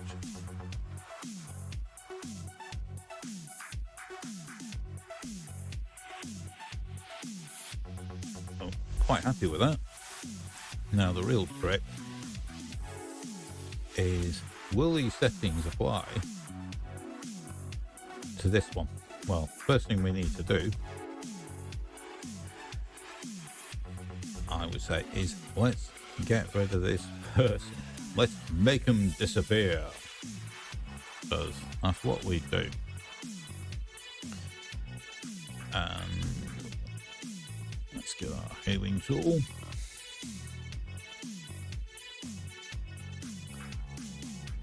Actually, no, we don't want healing tool. Clone tool, yeah. I was getting a little bit beside myself there. Does happen from time to time.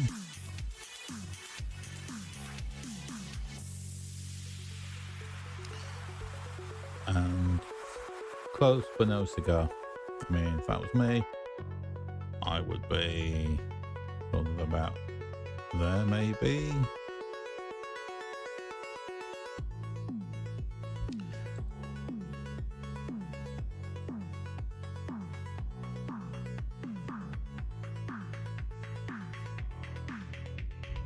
No, I didn't want to do that. I wanted to drop you back there.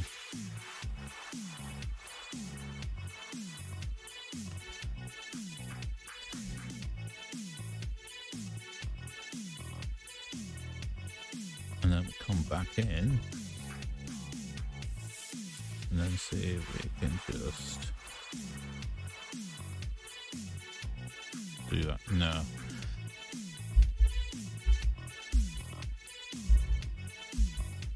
So we're going to have to go in a lot closer, I think.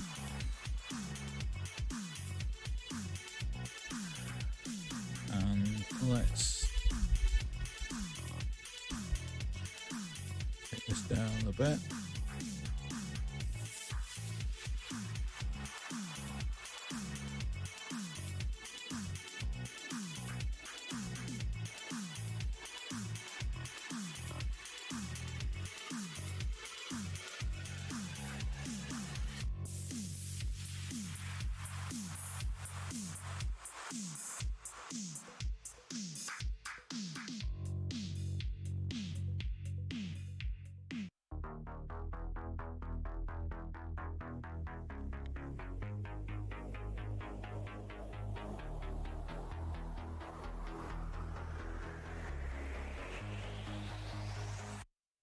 Maybe we'll just select both there a little.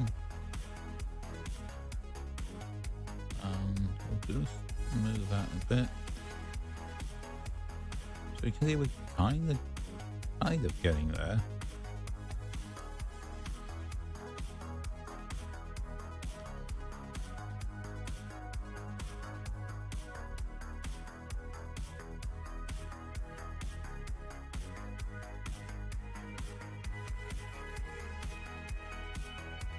There might be a better way of doing this, but I'm still figuring out the best way of doing this in Lightroom, because I'd be tempted to take this straight into Photoshop and clone it out that way, but if I just drag that sort of just so some kind of match.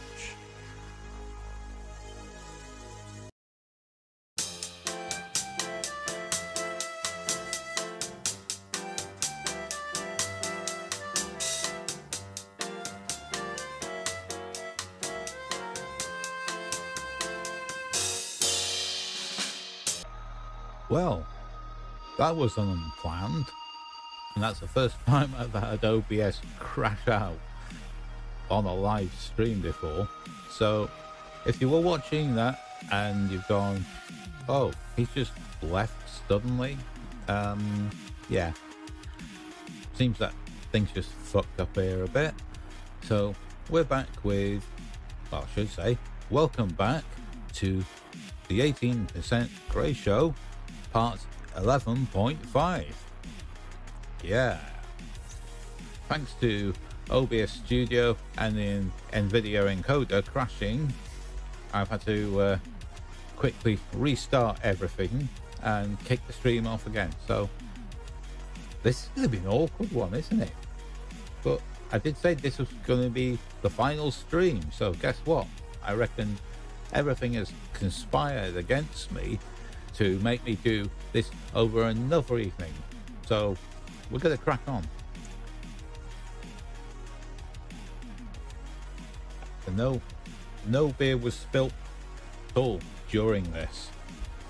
Chat is still a bit quiet, so I'm assuming there's maybe only one person that's been watching, but you know, it is what it is.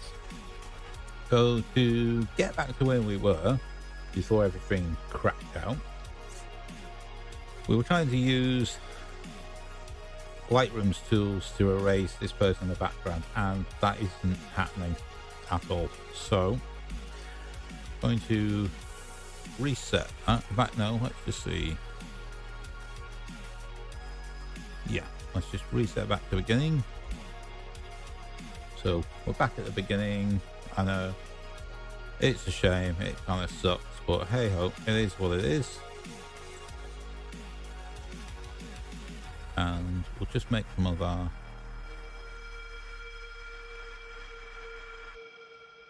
basic adjustments. Would help we pick the right thing. Yeah, that should do nicely. And let's quickly, they said it in Photoshop. Yeah, wow, that was embarrassing. But then again, this does happen in streams, so you know, won't be the first time somebody's had a stream completely fail on them. But don't worry, the YouTube version will be the full-length version for those of you who really have insomnia. So we've got to our cleanup layer. We're going to go in and let's go in a little more. Let's get our clone stamp tool. I think this time, did we keep? No, let's go for current below layer, and we'll do it this way. Or we will, once we get our brush working the way we want it to be.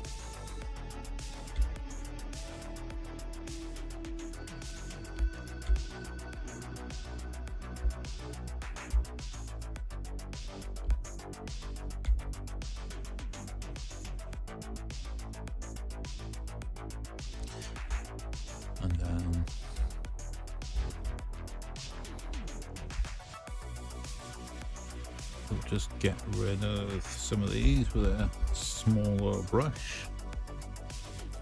As you can see, we've got a few of these telltale signs that we've got the tool that's been worked on. And we just want to hide any traces of our nefarious activities.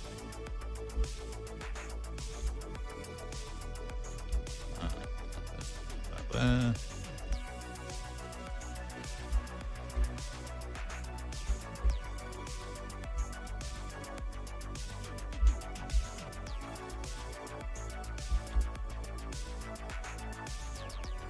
And it's not perfect, but you know, it's a wall.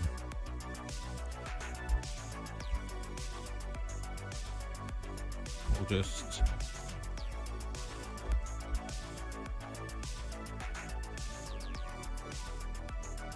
do our best here to just quickly even this out a bit.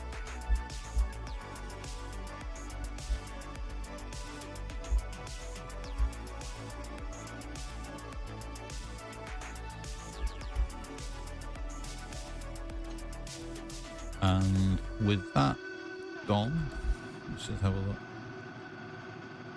Okay, what's that doing there? Something is.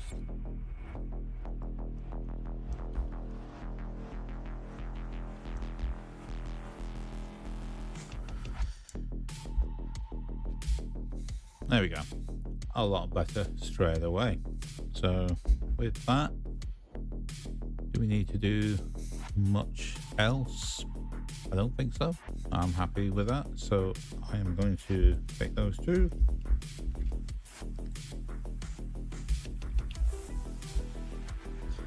Save this back.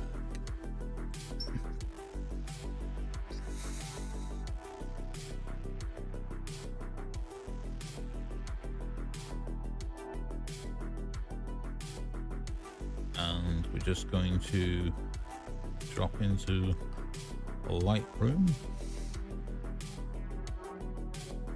And what we'll do now is going to take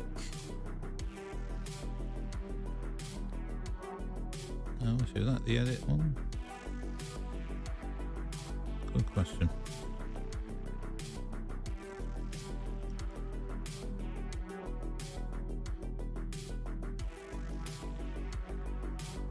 Actually, no. There should be an edit. That's the edited version. Ah, that's right. Got to remember that. We have an edit TIFF when we're coming out of Photoshop, but when we're working in Lightroom, we need to copy our settings. So let's just hit the basic. I think we're not going to do sharpening because we've already done that, but we'll take the color grading and tone curve. Could take the masking.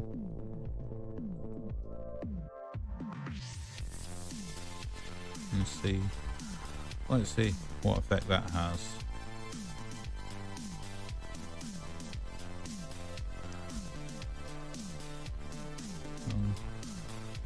Hang on, see F5.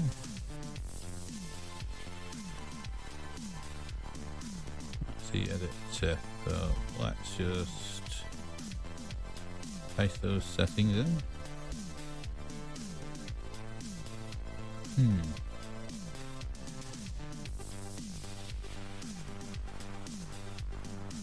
Did that actually paste anything then? I don't think that's actually copied anything. Very, very interesting. Let's just quickly check our masks. Yeah, we have got masks there, so.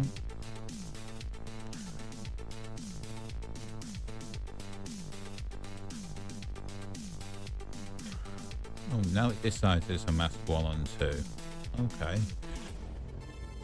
Let's copy that.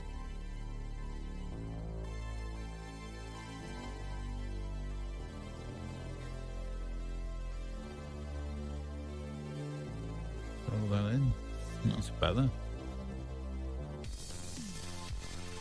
Right, there we go. Whew. Have me worried there.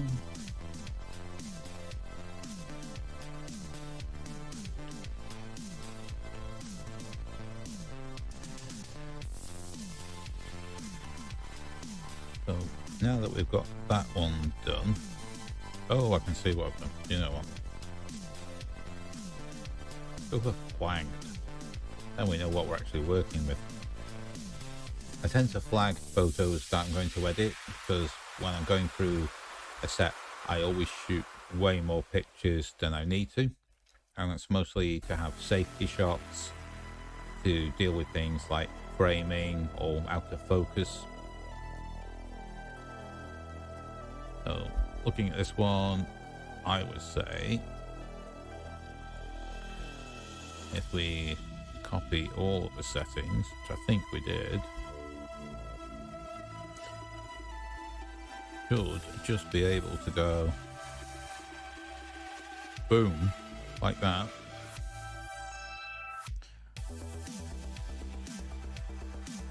And there we go. That's fun, is it? Surprising how quickly we got that going there. And again, if we just want to do a quick before and after, and there you go. Okay, like I say, I'm really enjoying the way that Lightroom's actually working on this, because when I'm looking at things, I'm thinking, this actually looks really good. Now, what I might do is, because I've got some nice single shots, because when I was shooting in a group, what I'll tend to do is I'll shoot all three at once and then do singles or duos as according to what the characters are and how they relate to one another. And this shot, the wind blew just the right moment because we got the jacket just flying open, and that's just like, yeah, creates a sense of motion and there's movement in the picture. So what we're going to do here is we're going to paste those settings in to see how it does on this, because the conditions here are a little bit different. Now, I don't know, I'm kind of looking a bit pinkish in the background. Not too sure on that. I'm going to undo that. I think that's one we'll come back to.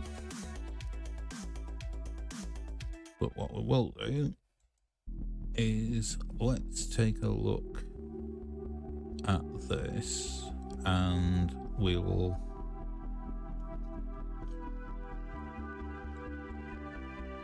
copy our basic tone curve.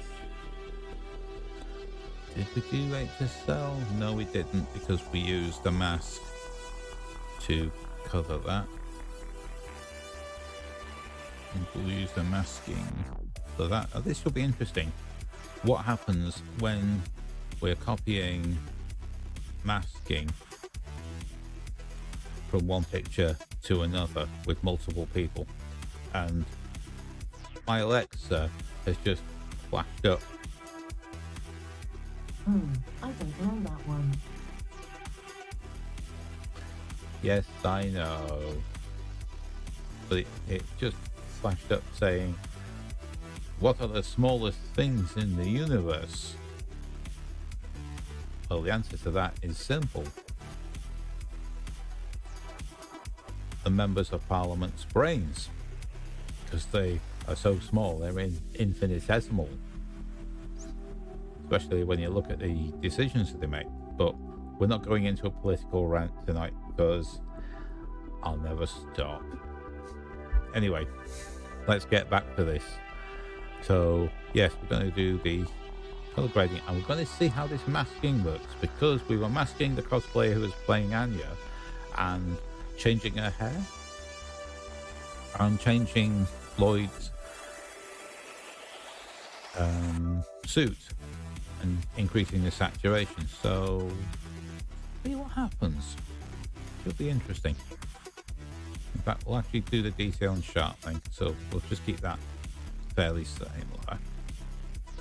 So I'm just going to take that there.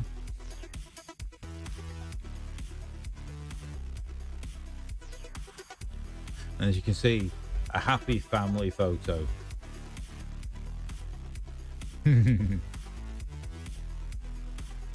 Let's see. What does this make of it?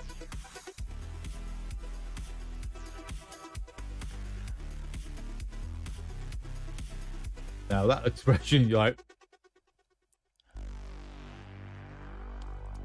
we may export that into Photoshop and do a little extra with it. There are a couple of shots of Anya that I want to add something else to, because I was giving her some direction and I said, okay, you know, imagine yourself, you're Anya. I shout, peanuts. The expression on your face like, oh, best thing in the world. Then think, you can just read your dad's thoughts. Oh.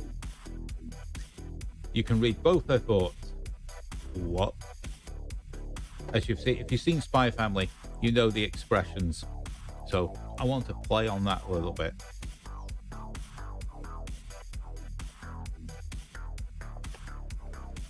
But looking at that, I'd say that's fine. Maybe we just want to do a little straight. So let's just see if we can level that a bit. See how that looks. That level actually did nothing, so we'll leave it as it is. And you can see next impression. Yeah, we might do something with this, we'll see. But I'm going to just do the same as before. And I'm just impressed how quick that is. The hardest part, I think, when you're doing this is getting your initial kind of edit and color grade. What are you thinking to do with the colors? If you do nothing with them at all, and there's quite a lot of photographers who literally take the memory card out of the camera, plug it into their laptop, straight up to Facebook, job done. And that's it. And you get the colors that come out of the camera, but I want to take them and tweak them a bit, because it's an anime. We can kind of play a bit more. You know, if this was an actual live action TV show, I would be looking at still frames from the actual show, trying to build up a picture of what that color grade looks like. And excuse me, you might have seen me use gradient maps in the past. I think we did that for the Lara Croft series of edits, where I found not many. So I found one still frame of Angelina Jolie in what looks like Croft Manor, and built up a sort of gradient map based on like 5 colors. What are the main 5 colors in that image?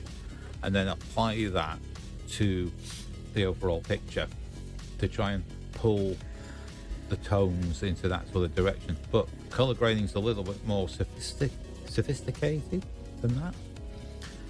And I'm not an expert, but if you like it, you like it. And that's all you need to know. And you can clearly see they're having quite a bit of fun here, and it's looking like, what the fuck?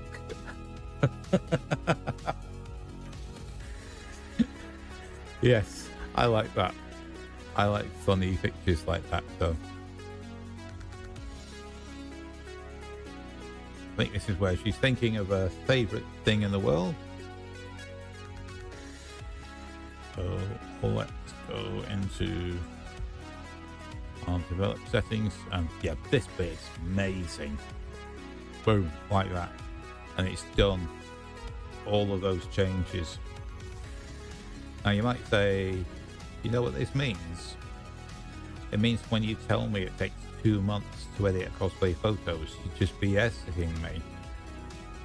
Well, that's not strictly true, because this does take time.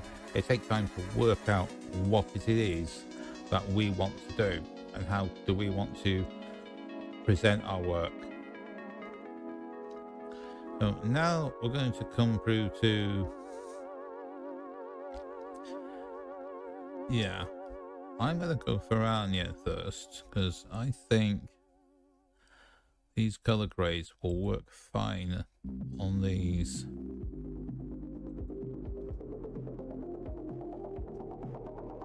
Assuming, you know, yeah, that's it. Perfect. So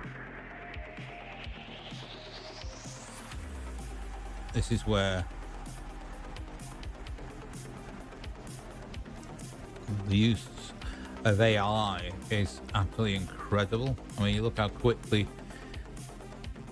we've literally just gone, changed the hair, applied the overall color grade, and I've not had to touch a slider or anything, or create a new mask.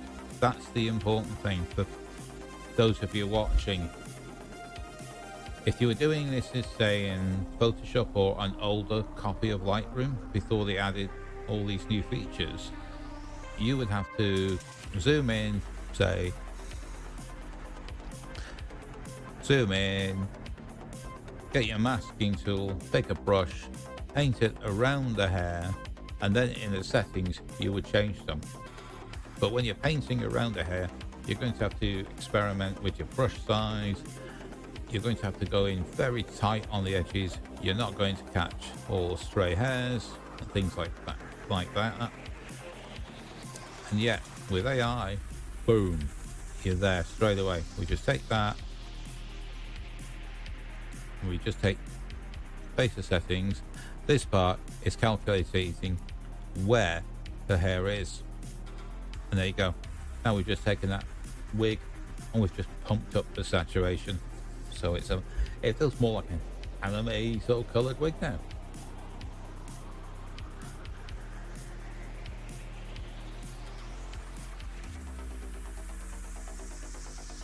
And this is where we may play around with a little bit in Photoshop, but I want to apply the grades first because of what I might add later on. Yeah, like this one, definitely going to be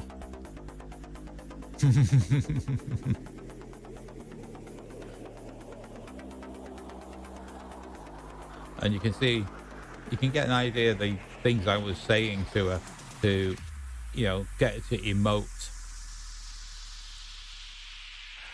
differently for each one of these. So hopefully this part is going to be pretty straightforward, I hope, as long as nothing else craps out on me.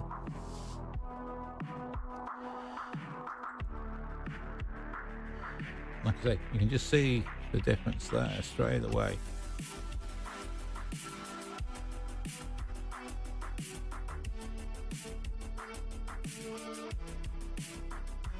And we've taken the hair, and it's also taken the pink as well, and it's enhanced that a little bit.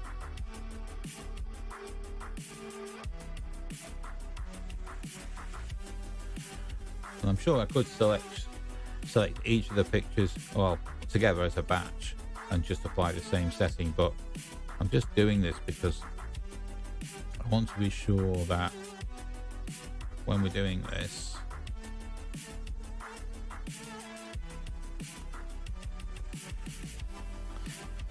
that we're getting the right result. And at this point, let's have a look at what would happen here. I mean, on its own, it looks fantastic. I almost need to do almost nothing here. But if I apply these settings, it'd be interesting to figure out, does it know what the difference in individual is? God, this is going to be a great blooper reel. And that's worked out really good. You know, we could bring out the eyes a little bit.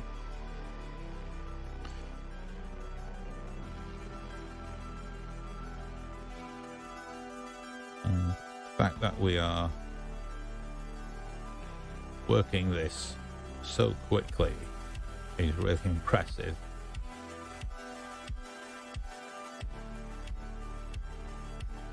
And at this rate, there'll be nothing left to edit. Shot. I could actually finish before 2 p.m, which will be good, because if it gets to 2 p.m, the clocks go back, which then means it's 1 p.m, which means I have another hour to crack at it. But we'll see how we go.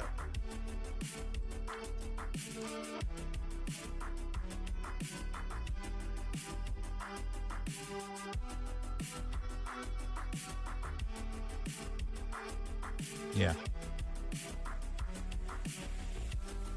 Really liking this.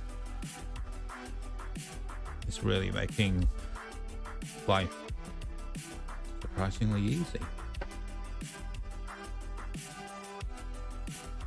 But what I also like about this is that this gives you the consistency between each of the pictures. So when you create a set and you share them, even any 2 or 3 pictures, they'll all be sort of cohesive. The color blends will look right. Now we have 2 people. What happens here? Are we going to see Lloyd's jacket and trousers become more saturated color? Let's have a play. Really liking this. This is almost not editing. This is why I feel like I'm almost cheating you out of an edit here. But it's that damn quick. It's incredible. I'm gobsmacked how good this is. This is wow. Yeah, I'm really.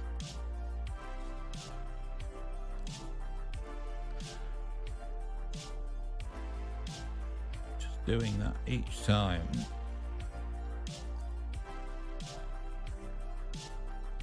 That's impressive. And if we click on the masks, you can see, oh, right, okay, so yeah. Wonder why it's making an exclamation mark. Ah, right, person 1 hair, unable to select the hair in this photo. That's fine. Put there. That's the mask 2 for the skin. Mask 1, okay. Ah, right, it's interesting now. So this is where it does look like it falls over a little bit. Because that's... So it doesn't actually know who's who. Well, we know that that's her. But that's picked. I know what's happened. Yeah, I'm seeing it now. All these settings should actually be applying to him, and she's actually left relatively untouched. So we've learnt something useful here. When you're dealing with more than one person in a photo and you're applying layer mask based on the detection of each person, it looks like it can't actually work out who's who, which is not surprising, really, because maybe there's no way for the AI to know. It just knows I've selected a person, but I can't select what I'm supposed to be. So that's interesting. So we may have to undo these. I think we will. That's a bit of a shame, that.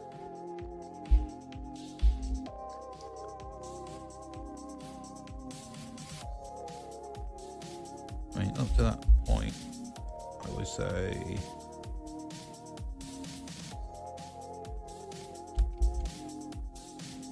take it back to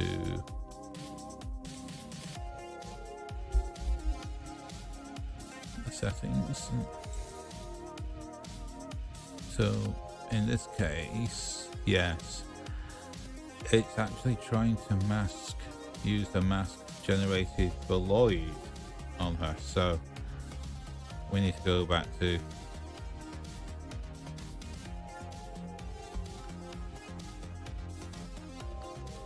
a step. Right, okay, so that's interesting to know that. I wonder how many people have figured that out. Now, looking at this, has it actually made any adjustments? No. It's applied a color grade, so that might be okay. Yeah, there's no warnings.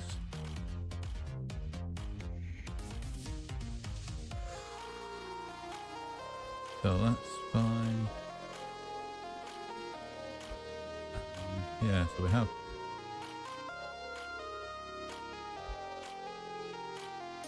and the hair. Now, actually, I thought something seemed a bit odd then. So we're only really meant to be affecting the hair. So this mask should actually be deleted. And this one as well.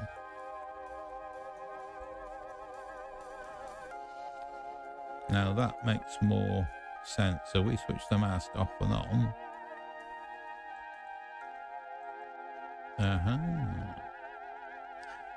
Now that was interesting. So you see, the 18% grey show is educational.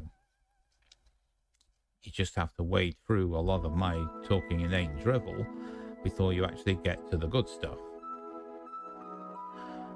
But we've learnt something here. So we know straight away we could just turn the mask off. But I'll delete it because we know that that mask and that mask isn't what we want. We only want that mask there. And that's fine. We've got it. So who knew? I'm sure somebody somewhere will say, but that was already covered in a YouTube video, but I didn't watch it, so I'm learning about this live on the fly. I mean, I don't kind of mind what it's done with the colour for the dress, but I'm just going to go and take those off. And then, yeah, as you can see, that's all we want.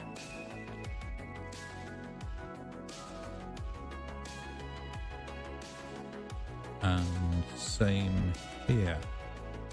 That's the only thing we actually want to be changing, so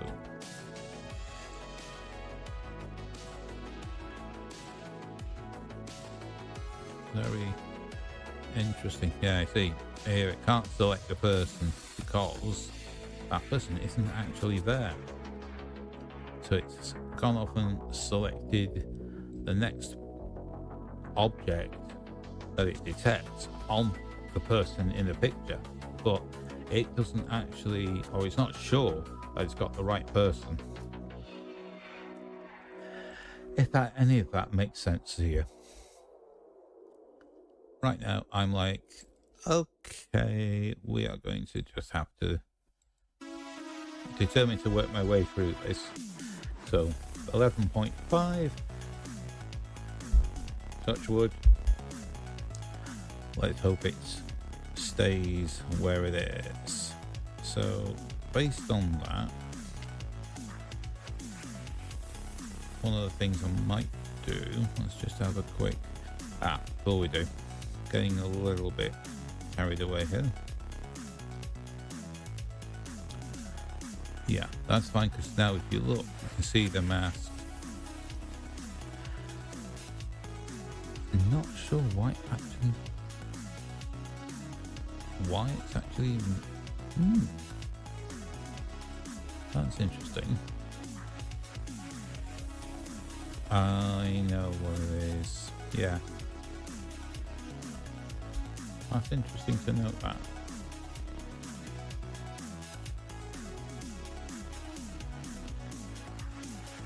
Is this X as person 2?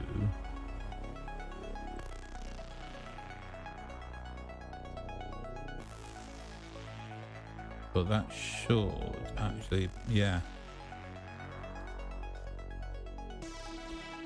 I think that.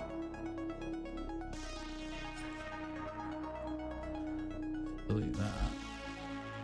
And if we select that mask, yeah, we've got saturation turned up. That's the whole person, and we should be subtracting. Oh no, we are subtracting those. So that's right. Yeah. So that's a little something to watch out for when you're working with more than one person in an image, or you copy the settings from one person's image to another. It may not detect them correctly. So we've learnt something today. That's been very interesting. Didn't expect that. I know what you're thinking. What were you expecting? The Spanish Inquisition? No one expects the Spanish Inquisition. Well, time for a beer. So it's 1:05 Sunday morning. We're the penultimate day of October. And then we're into spooky month. And then it's Crimbo. And then it's 2023. Wow, this year has flown by. But in all honesty, I wouldn't be able to get through this without SecretCon. SecretCon has been the best event I have been to, hands down. So I can take mask 1 and copy that over. So let's just take a look at what we were proposing to do there.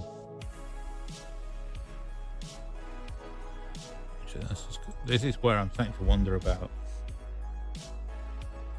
the adjustments we made. So we just take saturation due to -8, saturation 100. Okay. So what we'll do, we will select people.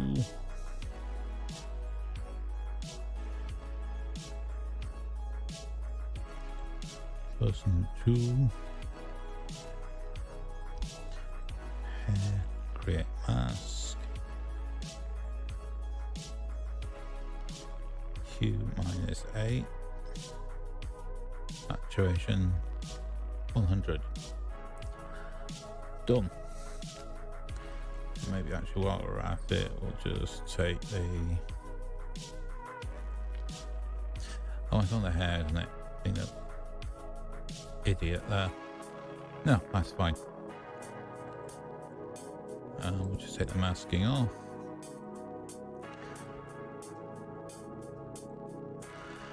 And I think below it, let's have a look at what we did.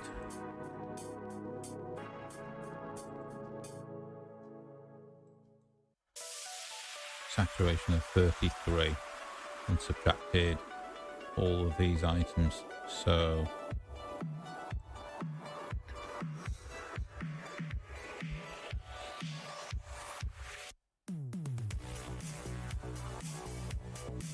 right, that's saturation of 33.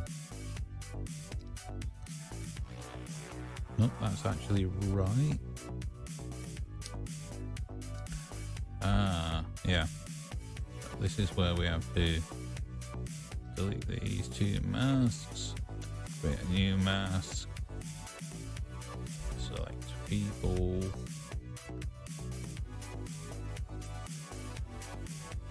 we'll detect the features, then we say hair, create mask.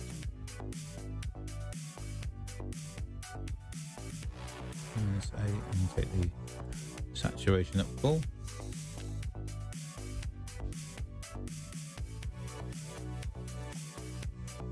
And that's more like it.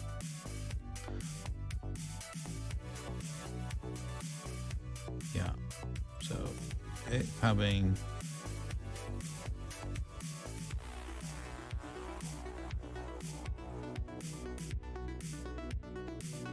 a few interesting effects when you copy from one picture to the next. So it's not disappointing. I'm actually impressed with what it does do, and when it gets it right, you know, wow, really does a good job. But I didn't know it would have that kind of an effect on anyone. So I noticed here, so you know, it's subtracting all of those things, I think. Oh no! Oh. Well, that is interesting. We're really learning something here today. We selected him and we're subtracting her from him and not him. What the fuck?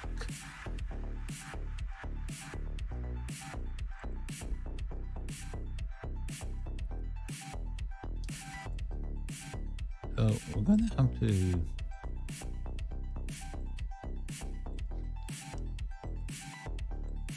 get through these.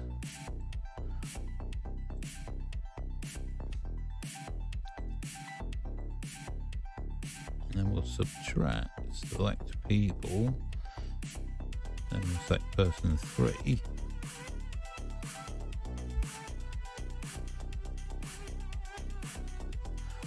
And pretty much just take everything and subtract it. There we go. Now that works. That is interesting though. Definitely caught me out there. And that's the same, yeah. Oh my god.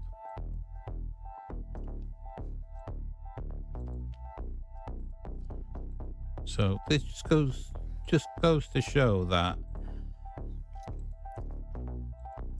while the AI is pretty good, it's not perfect by any stretch of the imagination. The fact that I'm having to go in and do this for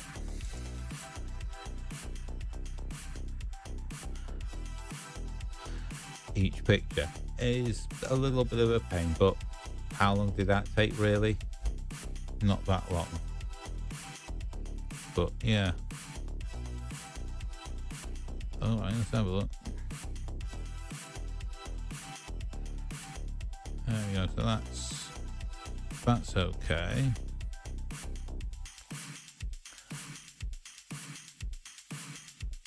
And let's just see, there is no mask at all. Okay, so what we want to do then is we're going to take our develop settings, copy when not masking one. We'll have to take the masking to see what that does.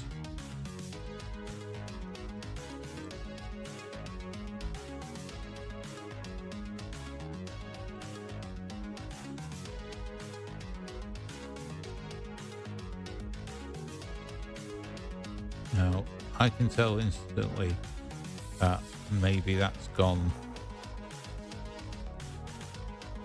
Oh, yeah. That's actually applied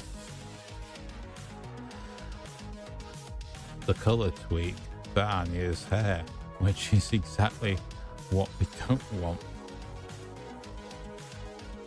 See? Yeah, if you're not sure, let's just show you this. This is what effect that the hair is having. So whilst it's good that we can make these level of adjustments, when we copy them to another picture, especially if the orientation of the people have changed, it doesn't necessarily mean that the right masks are being applied to the right person. So if you are doing any kind of subtractions and there's two people, as you've seen, we were subtracting, you know, the girl's hair and face from him, which is like, that's not going to work, is it?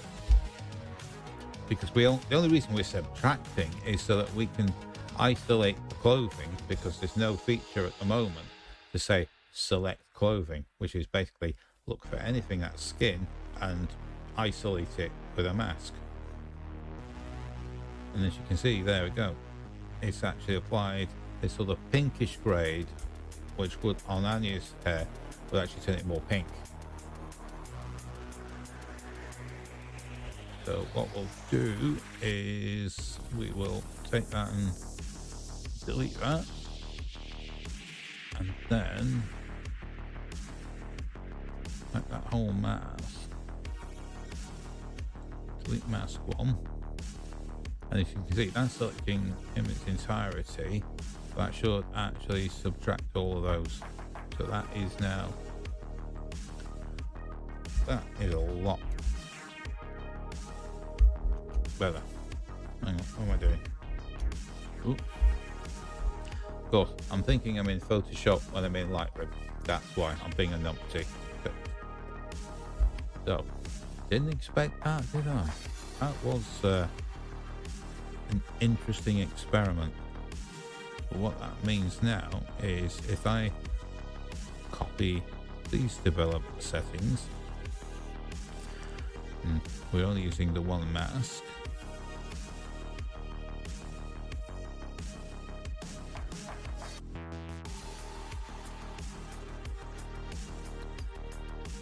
Let's see what it does this time.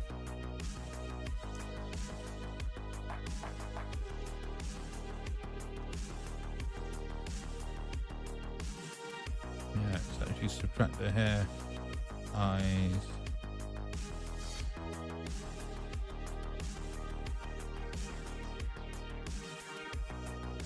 There we go. So, who would have thunk it? I certainly wouldn't.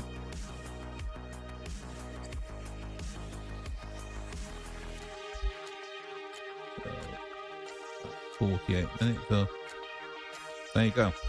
From our before to our after, with a few interesting developments in between.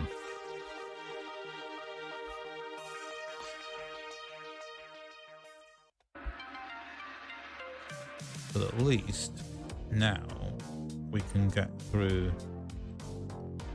doing this a little bit quicker.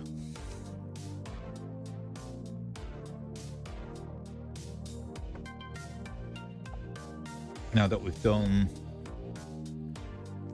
the initial color grade and then applying that to each consecutive picture with the same subject when they're on their own.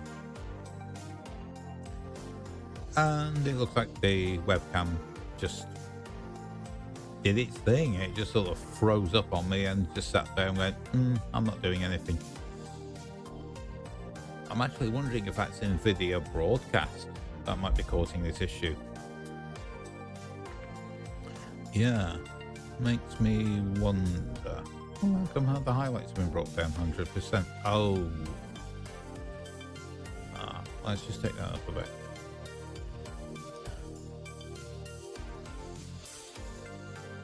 Yeah, I'd probably keep the highlights where they are. That's fine. So what we're going to do with that, just check for each of these. Just gives it I know where that's come from.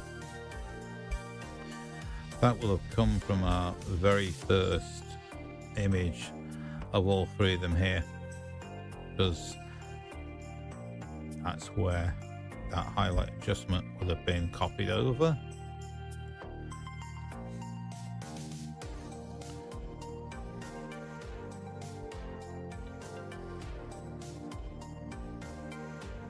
So this is what happens when you... Oh, I didn't just double click that.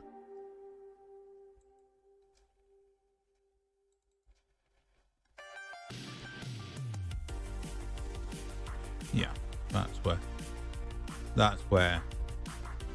where the highlights had come down, because we were reducing the background here to just sort of bring it in and just make the wig pop a little bit, as well as increase the saturation of Lloyd's suit.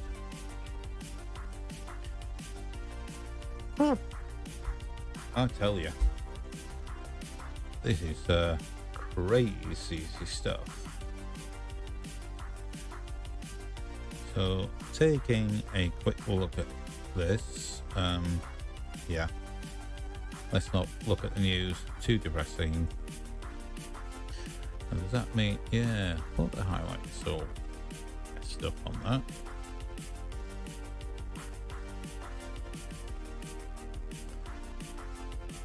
This is why when you copy and paste settings, you may need to make some adjustments. Yeah, that's more like it.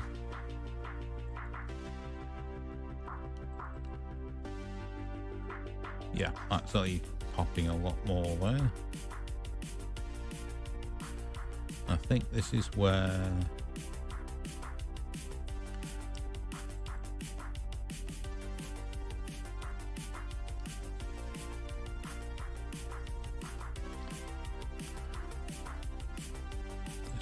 we're getting a few interesting developments happening. And yeah, the color grades are all in place, that's good. I think the highlights are just pulled down a little too much. Kind of like where that's all going. So with that, let's see what else we can do.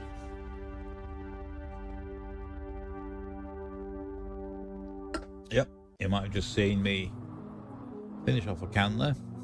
I am tempted to hit a second can, but we have water.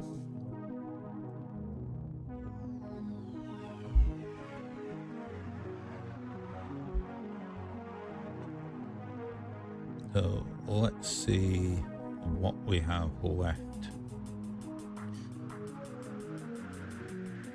that we need attention on. Right, this has had no color grading at all, so we take this one and we'll copy the development settings. This time I'm not copying any of the masks, just the tone curve. And bear in mind that highlights are actually pulled down, so we're just going to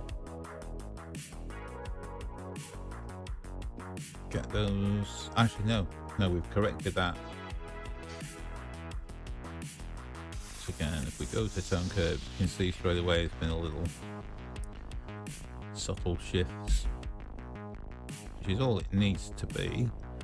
Again, if you just take a look at the before and after, it's not a massive change. You know, I've kind of made colours maybe a little bit more muted, and wow, you see we just got had you fooled then, didn't I?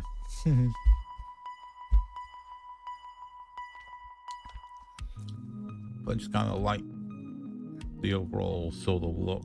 This is perfectly fine to me, but I like to tweak my pictures a bit. So let's have a look. What we'll do first is we'll paste our settings. So that's taking those where they are. And what we want to do on this one is, again, we want to affect the change on Lloyd's jacket. So just going onto the mask, we click on that. So saturation is at 33. So what we'll do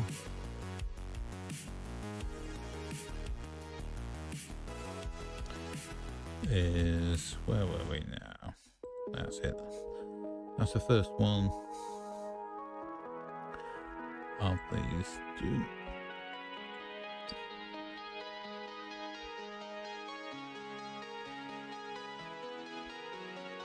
Did that just copy a mask over? That's clearly a bit wrong there.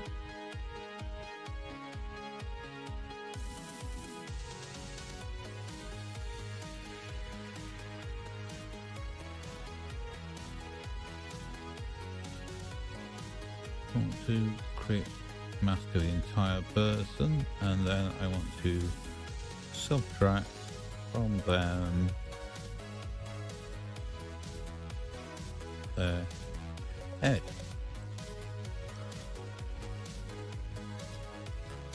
I think we said saturation was about 33. And that's it.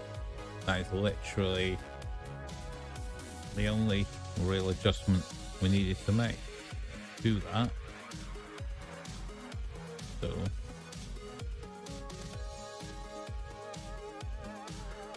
So we have to be careful when it comes to masking. Oh, that's interesting.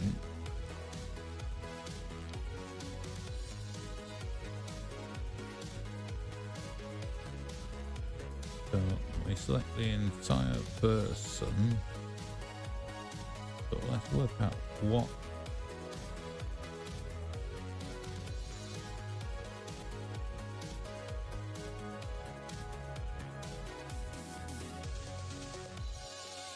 let's create a mask on that. So we've got that mask there. That's person 2 selected. And I want to subtract. Now we could use the brush, which I think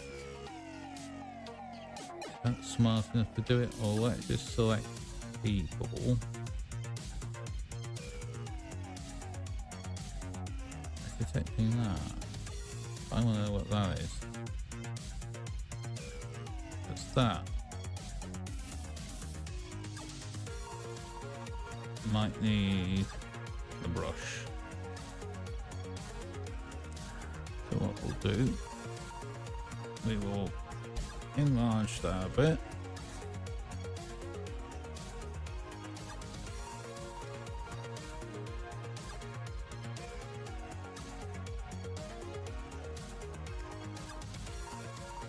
And we'll just carefully take this part out.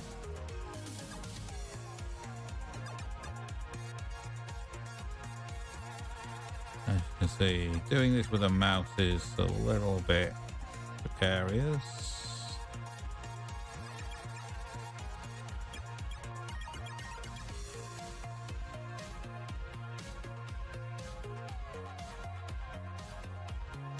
But once we get a majority, in fact, it should in theory make a difference because we're changing the color, but this is black, so it shouldn't really register. But I'm just doing this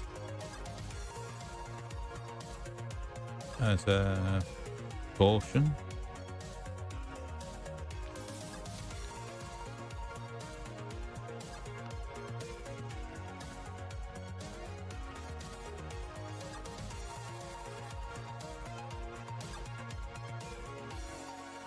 I'm just take bits of that off, and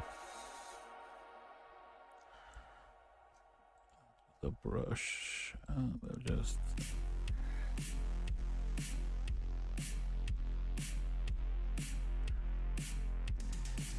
subtract with the brush and just take that there. And oh yeah, out with the brush again because it doesn't know.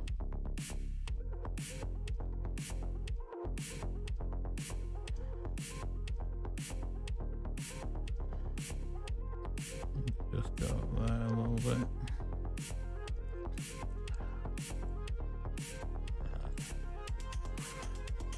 This is a little more.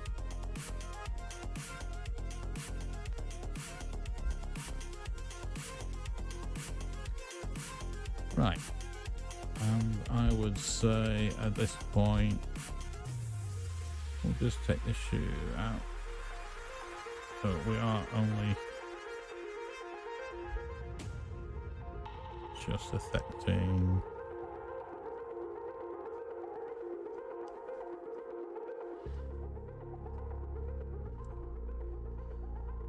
that area, and we want to take this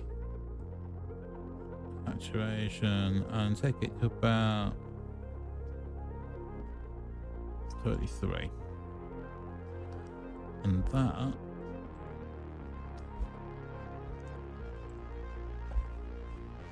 is that. Easy as that.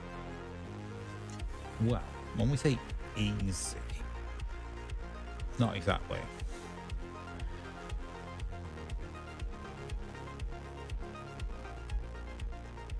And for this one, yeah, let's apply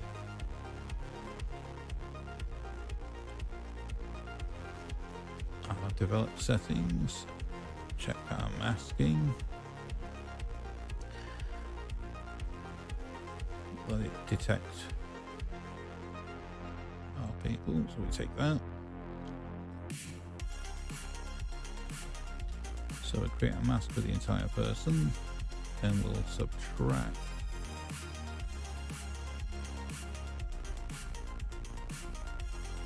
each of these bits.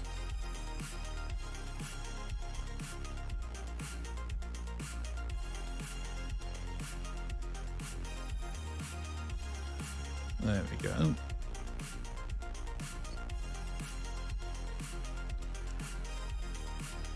And if we wanted to be really pedantic, we'll go 100%.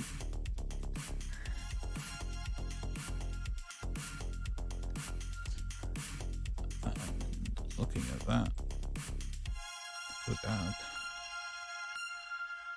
a second mask. And we want to say take face skin and body skin.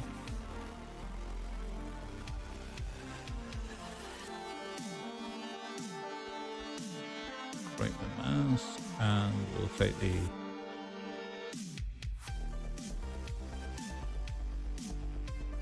texture and clarity down. And that's a really simple skin smooth, which is perfectly okay to do. And I've frozen again. Fantastic. What's going on? 17 frames a second. And the encoder is overloaded. Still. Wow. Let's just wait a second, see if it catches up with itself. 21 frames a second. Now it's back up to 30. Really need to figure out what's tracking the frame rate down, because it's not hammering the CPU at all. But there you go.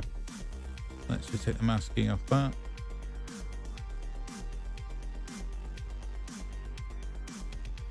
And again, we'll just go paste our settings.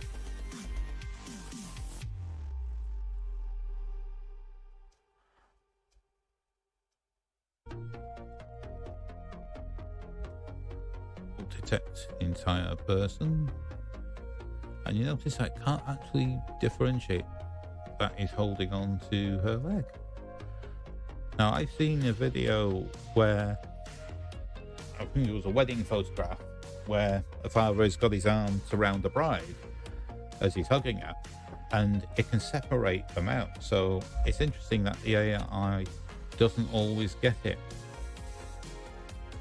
But all that means is we're going to have to use the brush to separate this out a bit, which is a little awkward, but yeah, we'll go there.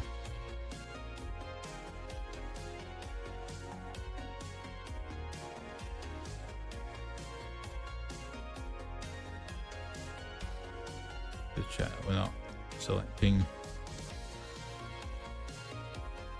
anything that we shouldn't be doing. Like I say, in all honesty, I don't think we need, or could get away without having to do this, but just for the sake of completeness and being able to try and finish these edits off before we go into extra time. I know it's not a football match, but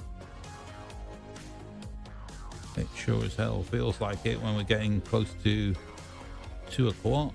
Okay, well, we'll just worry about that afterwards.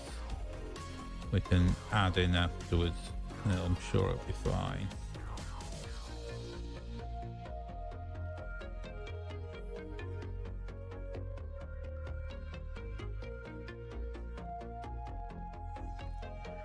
So yeah, it's a little bit tricky, but we get there in the end. And then we'll just add brush.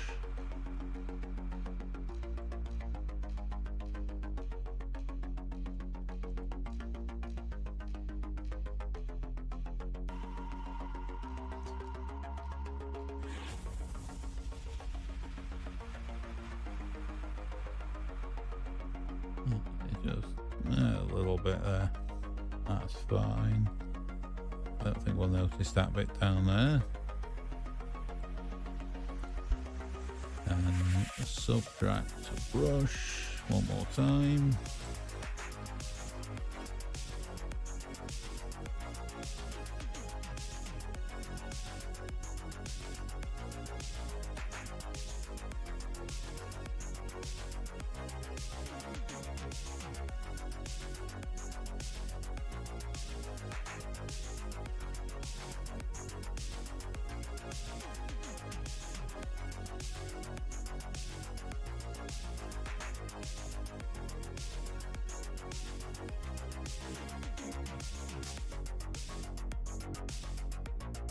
We'll just take the saturation of about 33, just think where we were. 34, 33, close enough. Faster encoding preset. Considering that we've got an NVIDIA 3070, you think that would be fast enough?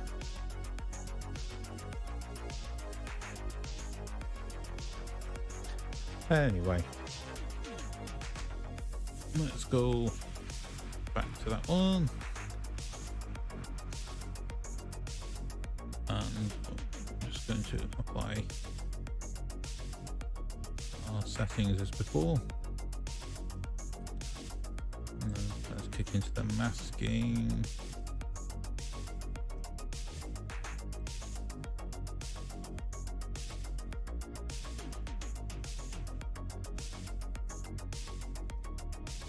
And then I want to subtract from that.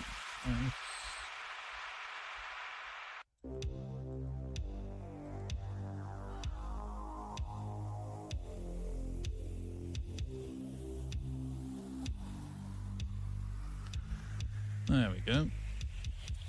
Let's let's just create a new mask, select people.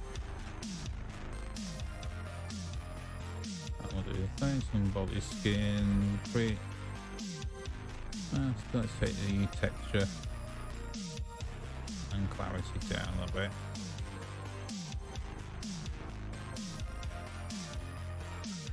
Easy as that.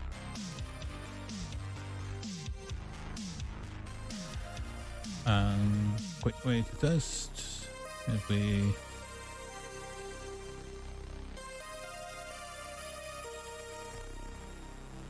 see what we've done.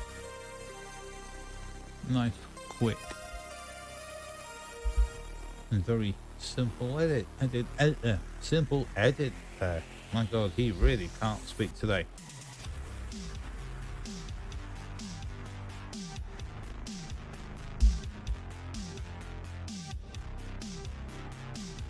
So also just going to apologize for these freezes and lockups, which are weird. I'm still trying to get grips with what's causing the encoding to get overloaded, considering that this is a 12-core processor with an AMD Ryzen processor. And don't say that's your problem, you should use Intel, because I'm just going to say, yeah, right.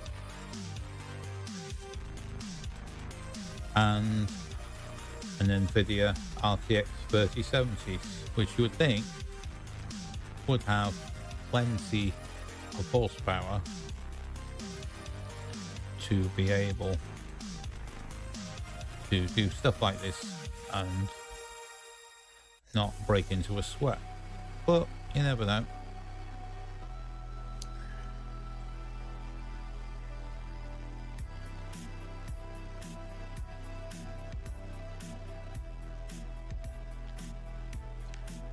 There we go. That's our little tweaks. As you see as we go along.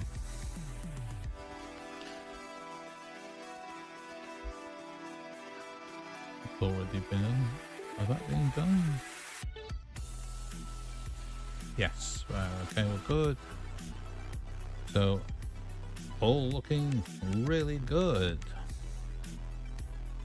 Well, famous last words, isn't it? So let's just create a new mask. Just going through this individually now, because it's actually a bit more foolproof.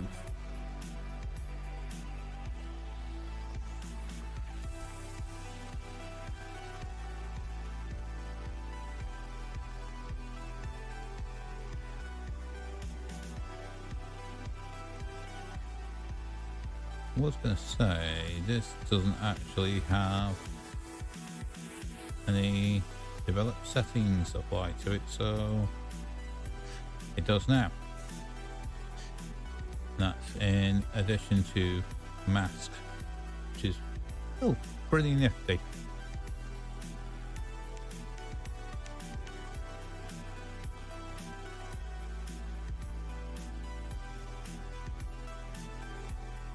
So we're doing pretty good right now.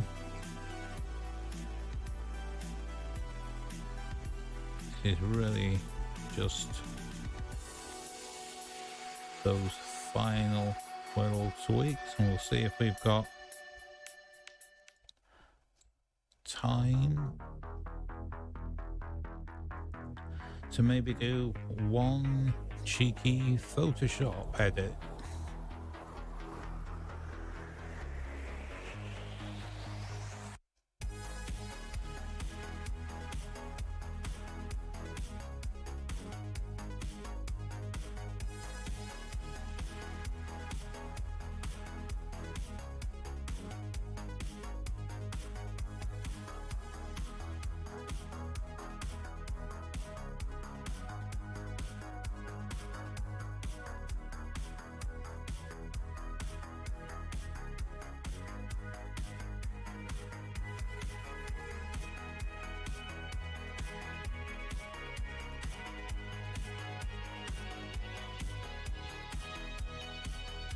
And we're really cranking through these now.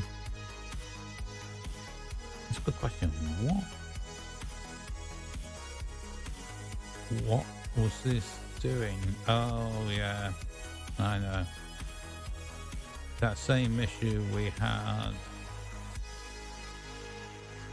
I want to hide it. I want to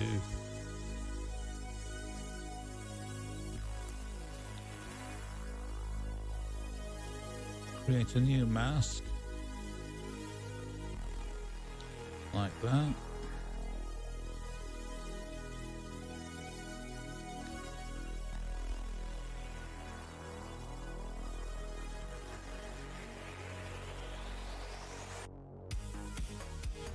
There we go.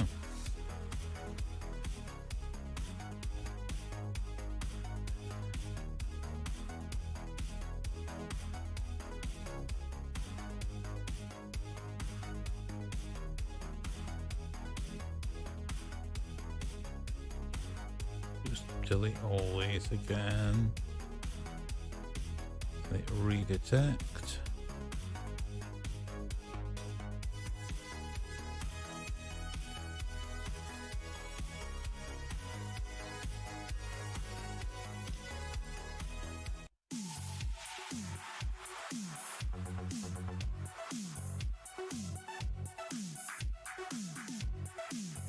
These numbers don't have to be super precise.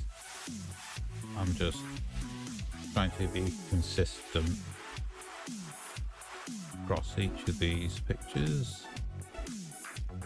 Yeah, we've got these masks.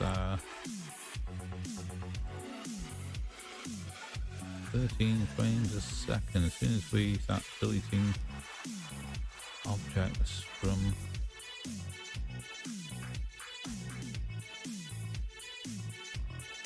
no, I don't want to do that. I want to do that. Text features, as always. As you see, simple as that.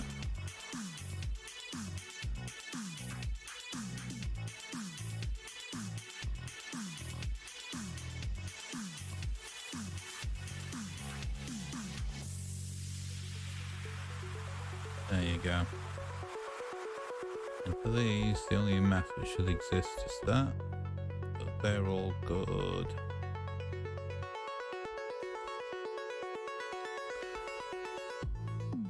Let's have a quick look. Yeah, that's fine. Perfectly happy.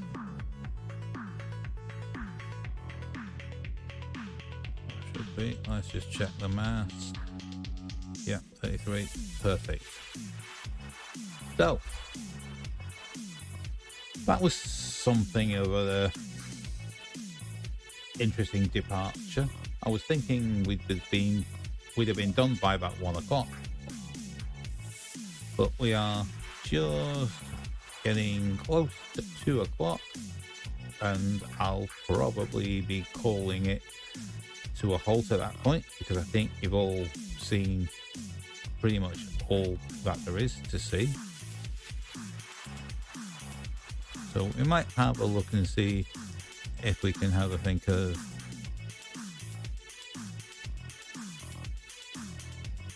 something we can do. Right, let's take this one, edit this in Photoshop, and we'll just get the background and then close that down. Let's open our downloads folder and open both of those.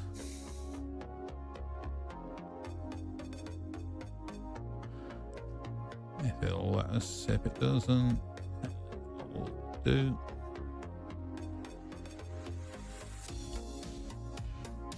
No, I don't think it is.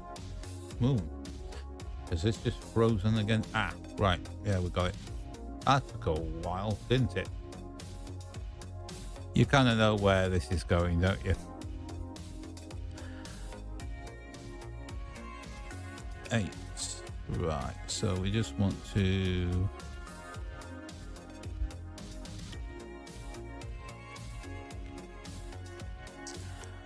I'll just change it to 16 channel, and I'll take that, drop that on there. See, just transform that.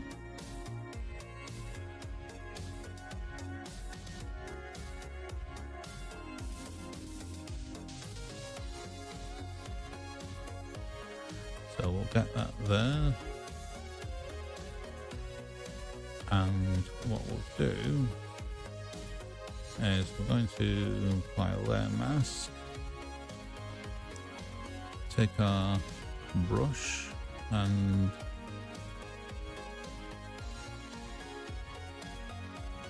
go in a little bit closer. It's just I don't like the fact that they've added on a bit of like a drop shadow. As in this application, this is actually what I don't want. So I just want to carefully paint this out.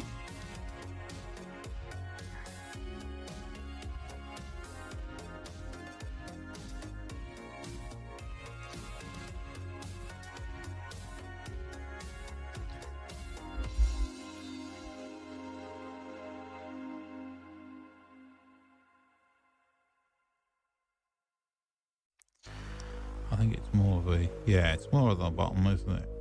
I should have seen that.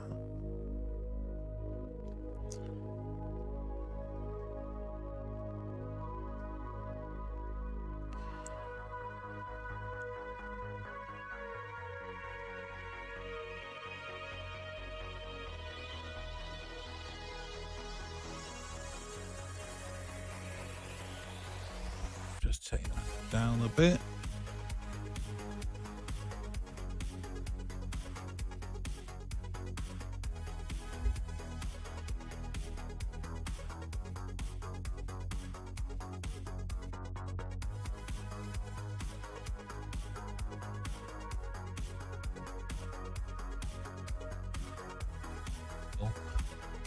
Not too much, ah.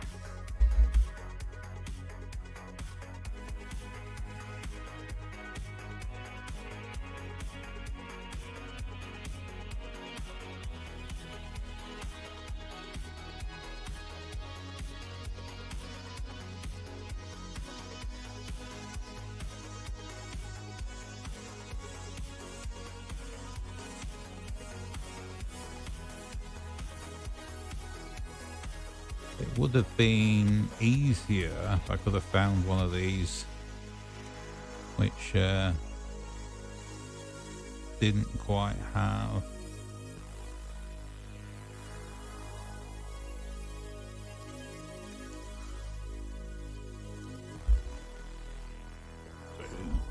Just take that out there.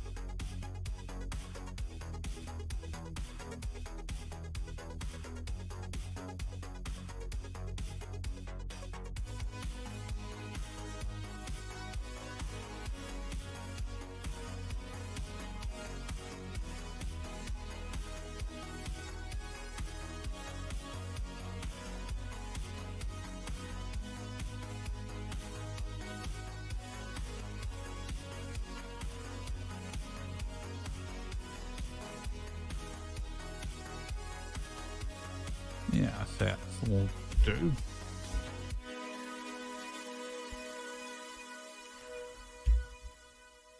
No, we're not going to leave her hanging there. We are then going to take this and we're going to drop that in there. We won't bother with the background. What we will do though is we will just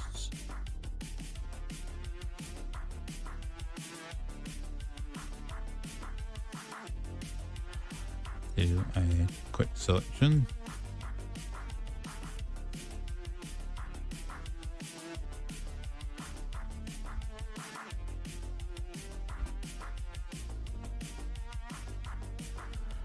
And now that we've done that selection, we'll just go and apply layer mask. Which is, oh, you're joking. Oh yeah, because of that, you can.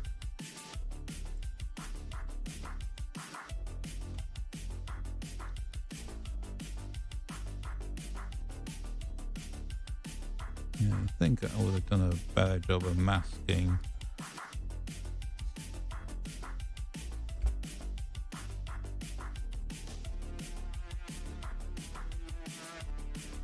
But what we'll do, take that quick mask, grab. Oh, actually, we don't need to. We've got that there.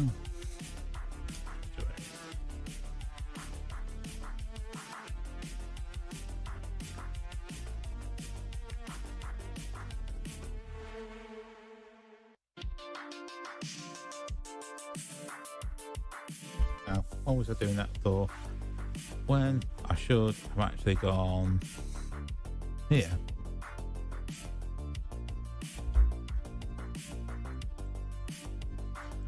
Me being a numpty again.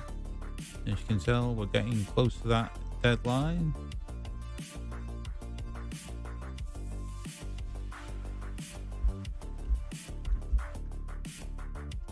And there we have it. That's our finished edit. That is the last of the edits from SecretCon 2022, as in September.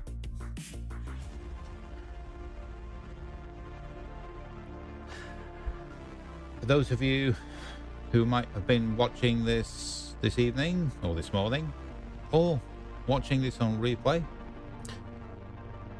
I'd like to say thank you very much for watching and sticking by this little stream.